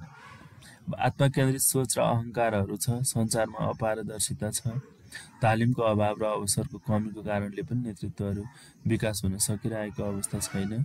प्रेरणा घटाउने अवस्था छ, युवालाई अवसर नदिने चाहिँ पुरानो किसिमको संरचना छ। अघि पनि भनिहालेँ मैले होइन। अब कोही व्यक्ति नेतृत्वमा आउन खोजिरहेछ भने पनि उसलाई हतोत्साहित गर्ने जस्तो बरु परिस्थितिहरू चाहिँ निर्माण हुने गरेको देखिन्छ।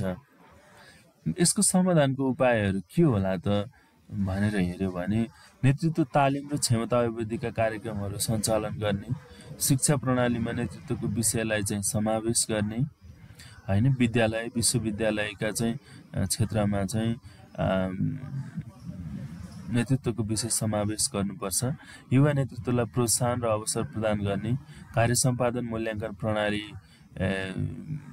को चाहिँ विकास गर्ने, जसले राम्रो काम गर्छ एकदमै बेस्ट काम गर्नेलाई नेतृत्वको रूपमा स्वीकार गर्ने अवस्था हुनुपर्दछ। पारदर्शिता, जवाबदेहिता र निष्पक्षताको चाहिँ सुनिश्चित गर्नुपर्दछ। समूहको सहभागितामूलक निर्णय प्रणाली हुनुपर्दछ। सञ्चार प्रवाहमा चाहिँ सुधार र प्रक्रियाको स्वीकार्यता हुनुपर्दछ। अन्तर्राष्ट्रिय अभ्यास र अनुभवलाई चाहिँ आत्मसात गर्नुपर्दछ। मैले अघि पनि भनिहालेँ, थाइल्यान्डको 35 वर्षको प्रधानमन्त्री हुनुहुन्छ। त्यस्तो चाहिँ नेतृत्व चाहिँ हुनु पर्यो।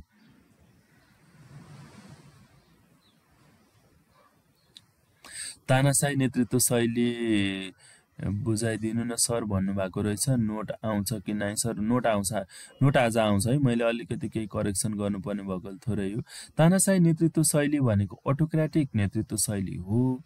जस्तो तानाशाही भन्नाले अहिले तपाईँलाई मैले ठ्याक्कै बाई एक्जाम्पल बुझाउनु पर्यो भने चाहिँ उत्तर कोरियाको किम जोङ उन छन् नि, उनलाई चित्त बुझेन भने के गरेको देखिन्छ कहिलेकाहीँ। अब त्यो भिडियो कति सत्य हो त थाहा छैन, तर सँगसँगै हिँड्ने अनि त्यो कारवाही गर्नुपर्ने व्यक्ति चाहिँ हिँडिरहेको ठाउँमा त्यहाँबाट सट्ट तल छिर्ने, त्यसपछि के हुन्छ थाहा हुन्न, उसको सायद त्यहाँ हत्या नै हुन्छ होला होइन। त्यस्तो किसिमको हो क्या तानाशाही भनेको। त्यो अटोक्रेटिक हो क्या। उसले चाहिँ निर्णय लिँदाखेरि पनि एक्लै लिन्छ।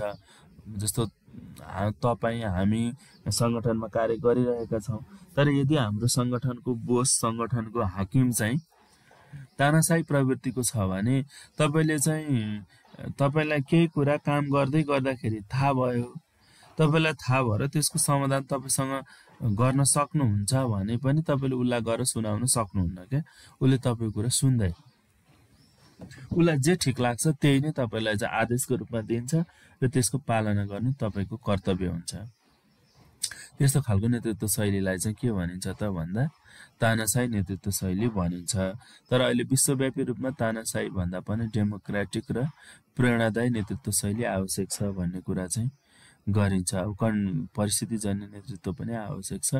त तानाशाहीको पनि केही फाइदा त छ। अब अघि हामीले हेऱ्यौँ होइन, तानाशाही नेतृत्व शैलीले पनि अब सङ्गठनमा अनुशासन कायम राख्ने, जस्तो तपाईँको चाहिँ सेक्युरिटीको क्षेत्रमा क्या सैनिकलाई चाहिँ युद्धमा पठाउनु पर्नेछ, विपक्षीले आक्रमण गर्न सुरु गरिसक्यो, त्यहाँ त सामूहिक निर्णय गर्न त सकिँदैन नि त फेरि हो। त्यो भएको हुनाले सैन्य क्षेत्रमा चाहिँ यो अटोक्रेटिक तानाशाही किसिमको लिडरसिप आवश्यक हुन्छ।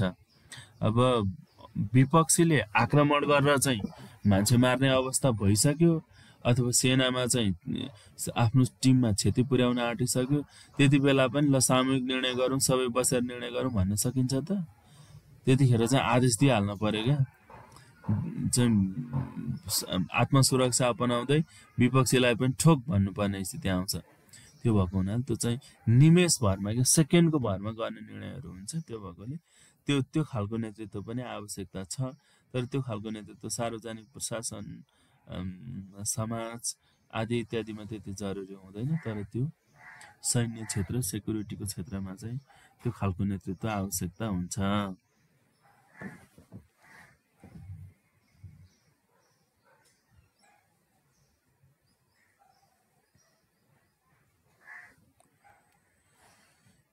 अब हामीले नेतृत्वको कुरा सकायौँ, अब निर्णयमा जान्छौँ है।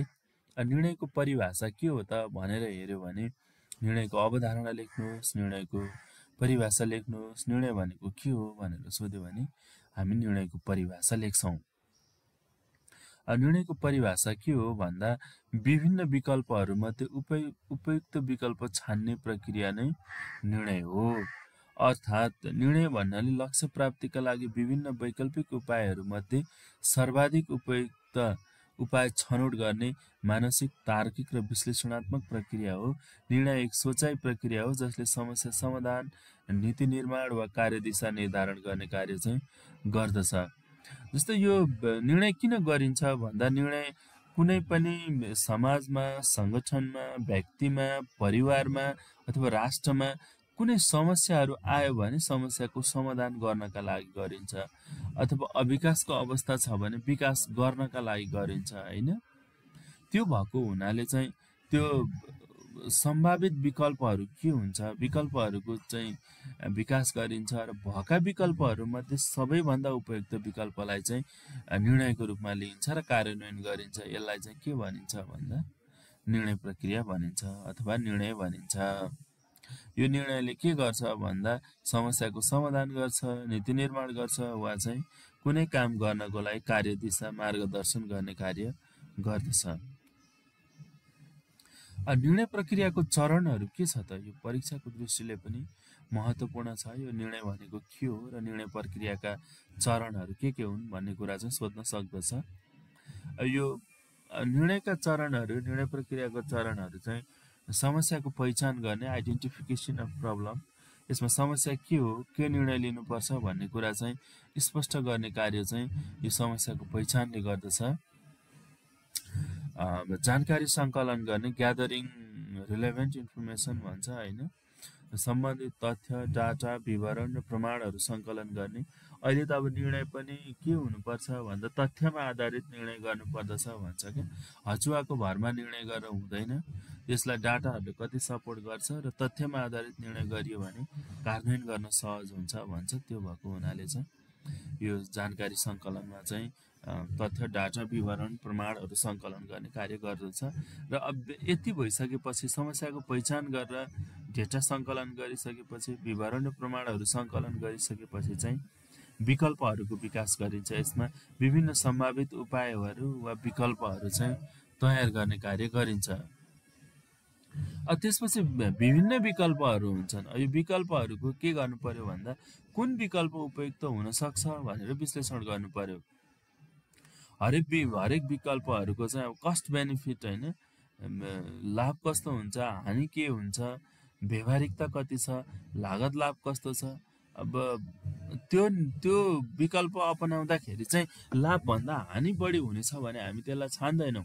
भोलि त्यो निर्णय गरिसकेपछि कार्यान्वयनमा जाँदाखेरि चाहिँ त्यहाँ चाहिँ स्थानीय जनताले अवरोध पुर्याउने अवस्था आउँछ, त्यो निर्णय व्यवहारिक किसिमको छैन भने चाहिँ त्यो पनि हामी निर्णय गर्न सक्दैनौँ। अब लागतभन्दा लाभ बढी हुनु पर्यो क्या। लागत चाहिँ एकदमै धेरै हुने, लाभ थोरै हुने गरेको चाहिँ त्यो निर्णय छ। जस्तो तपाईँले कुनै पनि बाटो निर्माण गर्नु पर्यो होइन, बाटो निर्माण गर्दाखेरि एउटा व्यक्तिको घर एकदमै टाकुरामा छ, भिरको टाकुरामा छ, त्यहाँ बाटो खनेर पुर्याउनको लागि धेरै खर्च लाग्छ तर लाभ थोरै हुन्छ भने त्यस्तो खालको हामी निर्णय गर्दैनौँ भन्ने हो। अब यति विकल्पहरूको विश्लेषण गरिसकेपछि के गर्छौँ त भन्दा हामी उपयुक्त निर्णयहरू छान्ने गर्दछौँ क्या। चुजिङ द बेस्ट अप्सन भन्छ, यो चाहिँ निर्णय हो। अब यो विकल्पहरूको विश्लेषणको आधारमा सबैभन्दा उपयुक्त निर्णय चयन गर्ने निर्णय चाहिँ उपयुक्त विकल्प चयन गर्नु भनेको चाहिँ निर्णय गर्नु हो। त्यसपछि निर्णय गरिसकेपछि हामी के गर्छौँ भने त्यसलाई कार्यान्वयनमा लान्छौँ। इम्प्लिमेन्टेसन अफ द डिसिजन, निर्णयलाई व्यवहारमा लागू गर्ने, योजना र कार्य सञ्चालन गर्ने कार्य चाहिँ यो हुने गर्दछ। यो चाहिँ निर्णय कार्यान्वयन हो। यो निर्णय प्रक्रियाको एउटा चाहिँ महत्त्वपूर्ण चरणको रूपमा रहन्छ। अब सम्भाव्यताको मूल्याङ्कन गर्ने, इभ्यालुएसन एन्ड रिभ्यू भन्छ। निर्णयले अपेक्षित परिणाम दियो कि दिएन भयो भन्ने कुरा हेरिन्छ। यसमा आवश्यक भए सुधार पनि गरिन्छ। त्यो निर्णय लागू गरियो, कार्यान्वयनमा लगियो तर त्यसले चाहिँ अपेक्षित प्रतिफल दिन सकिएन भने त्यसमा सुधार गर्ने कार्य पनि गर्नुपर्दछ भन्ने गरिन्छ। यहाँ बाहिर चाहिँ साथीहरू बिहे छ कि क्या हो है, बाजा बजेर एकदम डिस्टर्ब जस्तो आयो। तपाईँहरूकोमा त्यो सुनिएको छ कि छैन?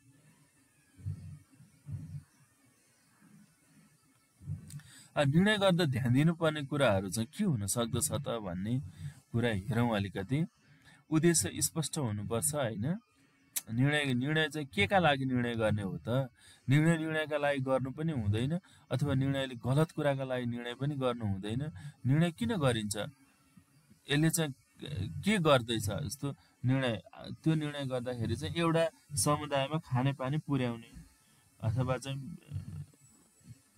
फल्लो ठाउँमा जोड्ने पुल निर्माण गर्ने हो। यस्तो चाहिँ के हुनु पर्यो भन्दा निर्णय गर्दाखेरि चाहिँ उद्देश्य एकदमै स्पष्ट हुनु पर्यो होइन।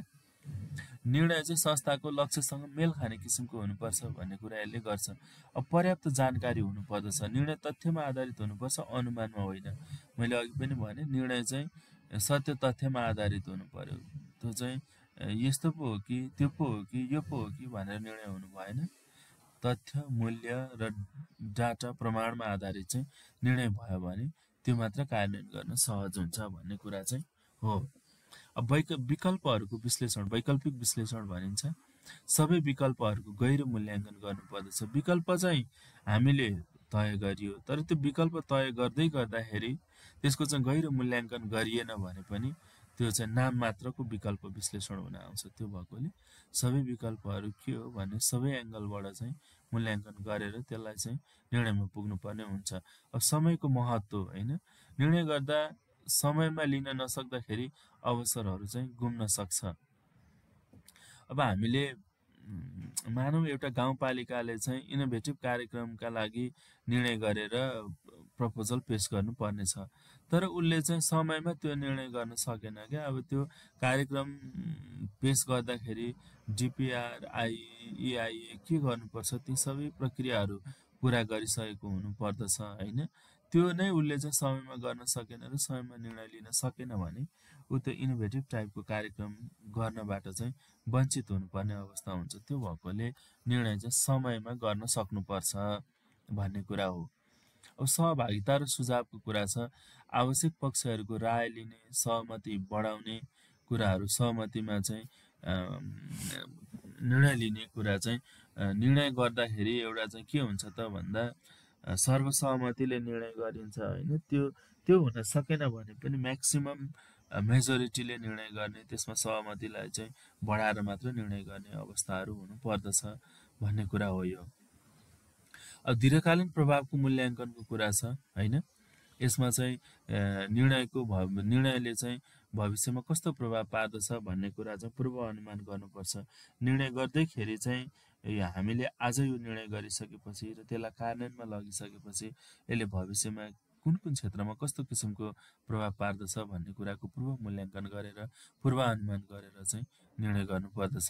स्रोतको उपलब्धताको कुरा, निर्णय कार्यान्वयन गर्न आवश्यक स्रोत, मानव, आर्थिक, समय आदि उपलब्ध छन् कि छैनन्।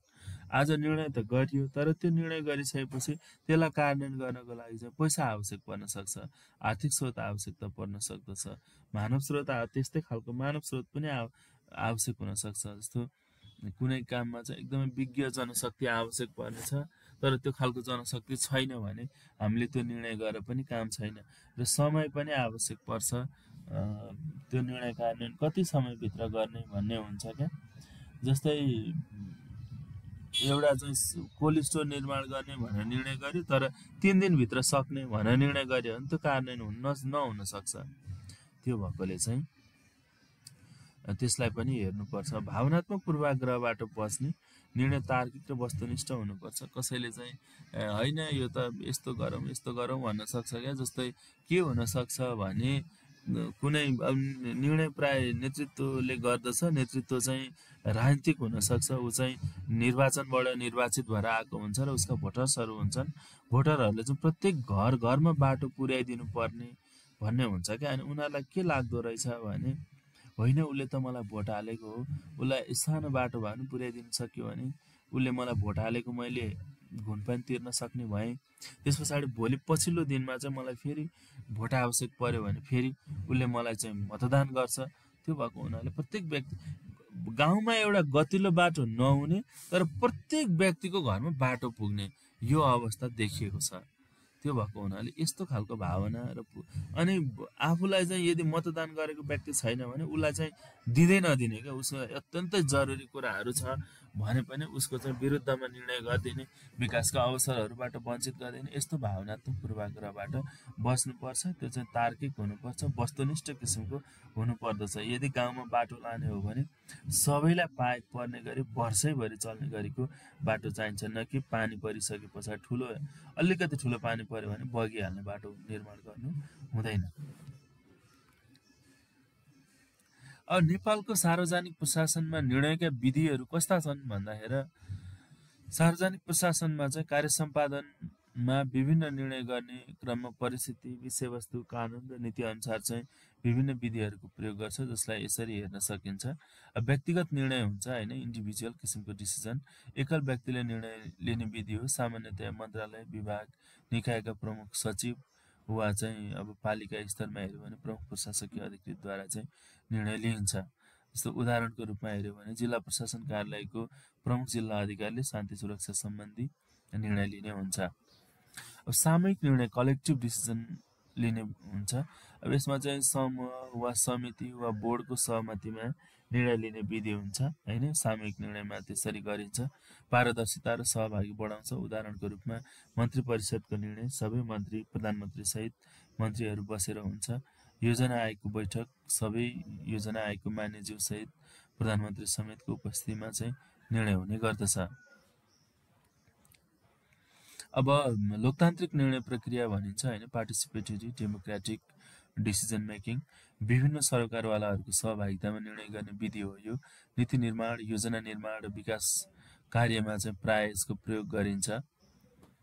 नीति निर्माण गर्दाखेरि चाहिँ निर्वाचित भएको जनप्रतिनिधिहरूले यसको चाहिँ सुरुवात गर्नुहुन्छ। त्यसपछि छलफलको लागि जनता समक्ष लगिन्छ, राय सुझाव सङ्कलन गरिन्छ। विज्ञहरूले प्राप्त राय सुझाव सल्लाह उप विश्लेषण गर्ने र थप चाहिँ उपयुक्त किसिमको सल्लाह सुझाव दिएर चाहिँ नीति निर्माण गरिन्छ, योजनाको निर्माण गरिन्छ र विकास कार्यहरू गर्ने गरिन्छ। उदाहरणको रूपमा स्थानीय तहमा सार्वजनिक सुनवाई वा योजना बनाउने क्रममा चाहिँ वडा स्तरमा छलफल गरेर मात्रै गरिन्छ। नीति आधारित निर्णय पोलिसी बेस्ड डिसिजन पनि हुन्छ।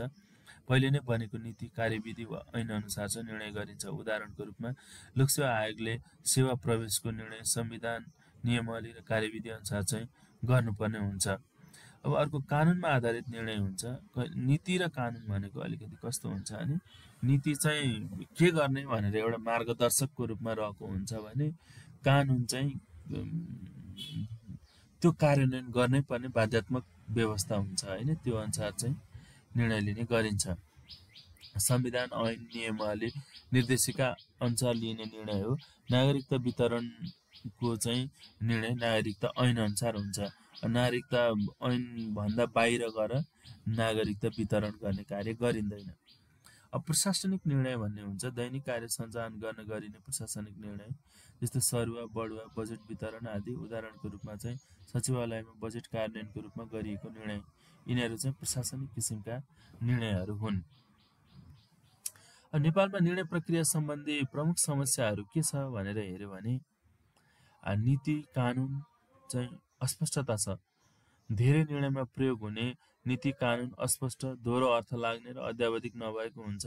जस्तो उदाहरणको रूपमा हेर्यो भने सङ्घ प्रदेश र स्थानीय सरकार बीचको अधिकारको जटिलता छ। जस्तै तपाईँको आइकै काम गर्नु पर्यो भने पनि स्थानीय सरकारले गर्न सक्ने भनेर सङ्घीय कानुनमा लेखेको हुन्छ, तर प्रदेश सरकारले त्यही कानुन चाहिँ प्रदेश अन्तर्गत गर्नुपर्दछ भनेर लेखेको हुन्छ। त्यो छ है। अनि ढिलो निर्णय हुन्छ नेपालमा है। निर्णय चाहिँ अन्तिम आवरमा गर्ने, जस्तो हाम्रो संविधान निर्माणका कुरादेखि लिएर अरू हेऱ्यो भने 11th आवरमा गर्ने निर्णय भन्छ नि होइन। 12th आवर पुगेपछि त्यो इनभ्यालिड हुन्छ। त्यो भएर 11th आवरको पनि अन्तिममा निर्णय गर्ने हुन्छ। त्यसमा किन त्यस्तो हुन्छ भन्दा फाइलिङ प्रक्रिया झन्झटिलो छ होइन। अनेकौं तहको स्वीकृतिको आवश्यक छ। ढिलो निर्णयले परियोजना, सेवा प्रवाह र जनअपेक्षामा चाहिँ ठुलो र गम्भीर किसिमको असर परेको देखिन्छ। अब केन्द्रीकृत निर्णय प्रणाली छ। निर्णयहरू केन्द्रबाट मात्र लिइने, स्थानीय तहमा पर्याप्त अधिकारको प्रयोग हुन नसक्ने, बटम अफ एप्रोचको निर्णय प्रक्रिया कमी छ कि यो चाहिँ निर्णय प्रक्रिया टप डाउन तरिकाले गरिन्छ। त्यो भएको हुनाले पनि त्यस्तो अवस्था छ। पारदर्शिता, जवाबदेहिताको अभाव छ। निर्णय कसरी भयो, को जिम्मेवार हो भन्ने कुरा स्पष्ट हुँदैन। गोप्य निर्णय, दलगत प्रभाव, व्यक्तिगत स्वार्थ हावी हुने अवस्था चाहिँ छ। त्यो भएको हुनाले आफ्नो नजिकको व्यक्ति, आफ्नो दलको नजिकको भयो भने र आफ्नो स्वार्थ कायम हुने निर्णय छ भने त्यसलाई स्वीकार गरिहाल्ने, नत्र चाहिँ अस्वीकार गर्ने, अस्वीकृत गर्ने अवस्थाहरू चाहिँ छ। सरकारवालाको सहभागिताको अभाव छ है। जनतासँग परामर्श नलिने, नीति निर्माण सरकारवालाहरूलाई समावेश नगर्ने प्रवृत्तिहरू चाहिँ छ। त्यसो भएको हुनाले चाहिँ यो पनि यो ब्ल्याक बक्स मोडेलबाट निर्णय गर्ने जुन प्रक्रिया छ यो पनि निर्णय प्रक्रियाको चाहिँ एउटा कमजोरीको रूपमा रहेको छ। प्राविधिक विशेषज्ञताको कमी छ।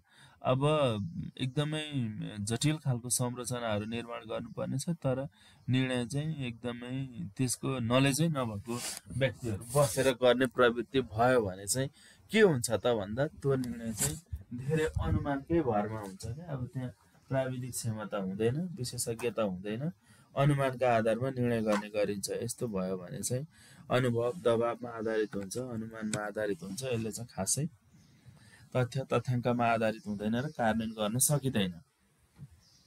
दस्तावेजीकरण र अनुगमन प्रणालीको कमजोर अवस्था छ। निर्णय भए पनि त्यसको कार्यान्वयन, मूल्याङ्कन वा पुनरावलोकन हुँदैन र सिकाइमा आधारित चाहिँ सुधार नहुने अवस्था छ। अब के निर्णय गरियो, कार्यान्वयन कसरी गरियो, उपलब्धि कसरी भयो भन्ने कुरालाई चाहिँ राम्रोसँग रेकर्ड राखिएन भने भोलिका दिनमा फेरि त्योबाट सिक्ने अवस्था हुँदैन। अनुगमन मूल्याङ्कन पनि कस्तो हुन्छ भने अनुगमन भन्दा पनि नेपालमा धेरै अवलोकन हुन्छ भनिन्छ क्या।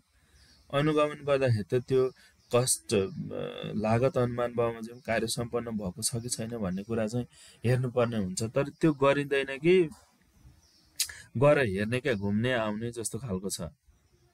त्यो भएको हुनाले चाहिँ अब रिफर्म भने के भन्छ, सुधारमुखी बनाउनु पर्ने, रिपोर्टमुखी छ। रिफर्म ओरिएन्टेड हुनुपर्ने अनुगमन मूल्याङ्कन चाहिँ रिपोर्ट ओरिएन्टेड छ।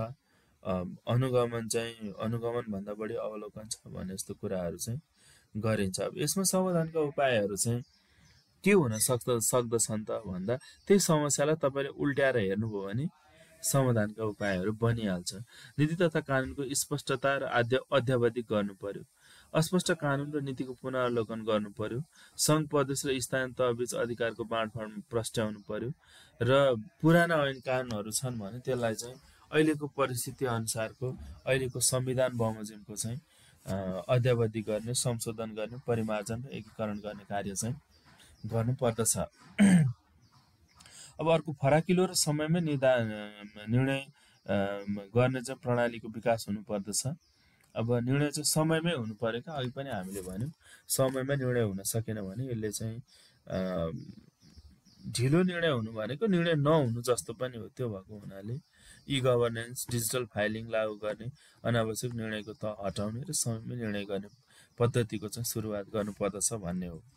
निर्णय प्रक्रियाको विकेन्द्रीकरण, स्थानीय तहलाई निर्णयको अधिकार दिने, अनुदान र खर्चमा स्वतन्त्रता दिने, स्थानीय आवश्यकता अनुसार निर्णय गर्न सक्ने प्रणाली बनायो भने के हुन्छ त भन्दा निर्णय प्रक्रिया विकेन्द्रीकरण हुन्छ र छिटो निर्णय हुने र छिटो समस्याको समाधान हुने, छिटो विकास हुने, छिटो जनताको चाहिँ गुनासाहरू सुन्न सक्ने अवस्था चाहिँ रहन्छ। पारदर्शिता र उत्तरदायित्वको प्रवर्धन गर्ने, निर्णय सार्वजनिक गर्ने, जस्तो वेबसाइटमा राख्ने, प्रेस विज्ञप्तिहरू चाहिँ जारी गर्ने, सार्वजनिक लेखा परीक्षण र सामाजिक उत्तरदायित्वको चाहिँ कार्यान्वयन गर्ने। त्यो निर्णय गर्ने, खर्च लेख्ने व्यक्ति को हो, उसले चाहिँ पारदर्शिता कायम गर्नुपर्ने, उत्तरदायित्व कायम, जनताले जुनसुकै बेला प्रश्न सोध्न सक्छन् र त्यो प्रश्नको जवाब दिनुपर्ने स्थिति चाहिँ अवस्था चाहिँ हुनुपर्दछ भन्ने कुरा हो। सरकारवालाको सहभागिता सुनिश्चित गर्ने, नीतिमा चाहिँ विचार सङ्ग्रह, सार्वजनिक सुनवाई, परामर्शदात्री प्रक्रिया अपनाउने चाहिँ गर्नुपर्दछ। सरकारवालाहरूको समस्या सरकारवालाहरूको समाधान गर्नु छ, तर कस्तो हुन्छ भने निर्णय चाहिँ एउटा व्यक्तिले गर्छ अथवा सीमित व्यक्तिहरूले गर्छन्, त्यस्तो चाहिँ हुनु भएन। जो सरकारवाला व्यक्तिहरू उनीहरू समेत चाहिँ संलग्न हुने वातावरण बनाएर निर्णय गर्नुपर्दछ। तथ्यमा आधारित निर्णय लिने क्षमताको विकास गर्ने, कर्मचारीको तालिम, डेटा विश्लेषण, अनुसन्धानमा आधारित निर्णय प्रणाली विकास गर्ने, थिङ्क ट्याङ्क, पोलिसी ल्याबको स्थापना गर्ने र यो मार्फत चाहिँ के हो त भन्दा निर्णय गर्दाखेरि यो तथ्य छ कि छैन भन्ने कुरा चाहिँ तथ्यको परीक्षण गरेर मात्रै प्रमाणका आधारमा, डेटाका आधारमा, तथ्यका आधारमा चाहिँ नीति निर्णय लिने चाहिँ परिस्थिति हुनु पर्यो र त्यसरी निर्णय लियो भने चाहिँ निर्णयमा समस्या आउँदैन र त्यसलाई चाहिँ सहज ढङ्गले कार्यान्वयनमा लान सकिने अवस्था हुन्छ। अब अनुगमन मूल्याङ्कन प्रणालीलाई बलियो बनाउने, यो अनुगमन मूल्याङ्कन गर्दाखेरि चाहिँ जेनरलिस्ट भन्दा पनि स्पेसलिस्टहरूलाई चाहिँ बढी सहभागी गराउनु पर्दछ। हरेक निर्णय कार्यान्वयनका लागि चाहिँ ट्र्याकिङ प्रणाली बनाउने, त्यो निर्णय गरियो तर निर्णय कार्यान्वयन भएको छ कि छैन भन्ने कुरा हेर्नको लागि चाहिँ ट्र्याकिङ प्रणालीको विकास गर्नुपर्दछ। कार्यान्वयन भएको छैन भने के कारणले भएको छैन, किन भएको छैन, समय तालिका अनुसार कार्यान्वयन भयो कि भएन, यो कुराको चाहिँ अनुगमन मूल्याङ्कन गरेर हेर्नुपर्ने अवस्था हुन्छ र निर्णयको प्रभाव मूल्याङ्कन गर्ने संस्कृतिको विकास गर्ने। अब निर्णय त भयो, कार्यान्वयन पनि भयो, तर त्यसले के प्रभाव पार्यो त, कस्तो भयो भन्ने कुरा चाहिँ हेर्नुपर्छ। त्यो हेर्न सकिएन भने पनि त्यसको चाहिँ ठुलो अर्थ हुँदैन। यसरी आज हामीले नेतृत्व र निर्णयका कुराहरू चाहिँ सकायौँ है। नोटकै कुरा गर्नुभएको छ। नोटमा आज एकदमै तपाईँहरूलाई अहिले तुरुन्तै पठाउँछु। सर मैले नबुझेको कुरा यो हाम्रो पाठ्यक्रम बिचबाट पढाउन सुरु गरिएको छ, यो किन होला पाठ्यक्रम सुरुबाट सम्भव नभएर हुन्छ। यो चाहिँ कस्तो छ भने अब यहाँ पढाउने 3-4 जना सरहरू हुनुहुन्छ होइन, म सहित अरू सरहरू पनि हुनुहुन्छ। अब अरू सरहरूले भ्याउनु भएको छ कि छैन मलाई थाहा छैन। अग्नि सर मलाई सुन्दै हुनुहुन्छ? हेलो उहाँ कता हुनुहुन्छ थाहा छैन, त्यही भएर हो क्या।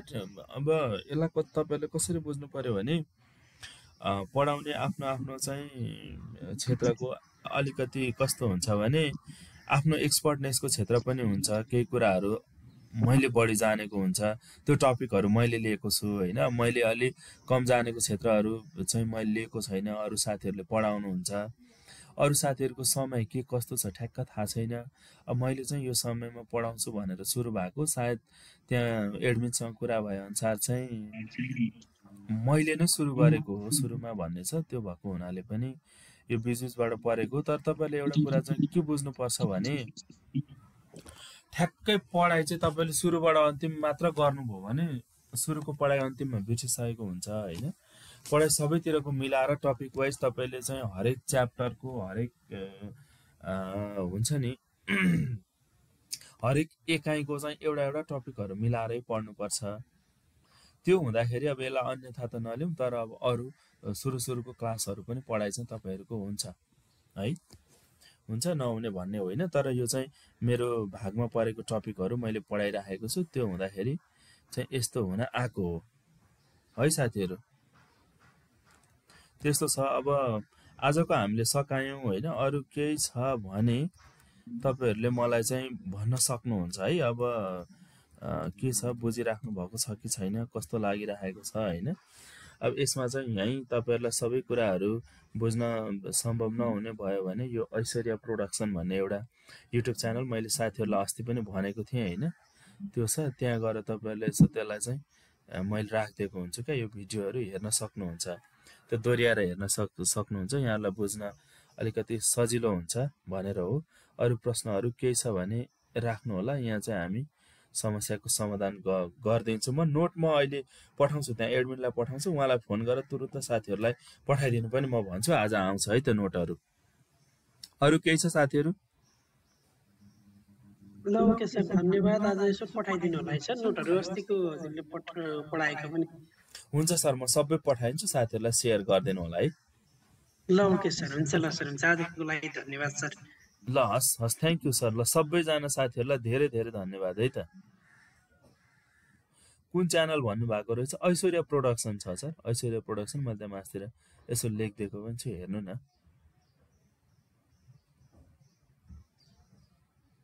ऐश्वर्या प्रोडक्सन भनेर सर्च गर्नुभयो भने भेटिन्छ है त। ल सबै साथीहरूलाई एकदमै धेरै धेरै धन्यवाद। Thank you so much. Have a good day. By by.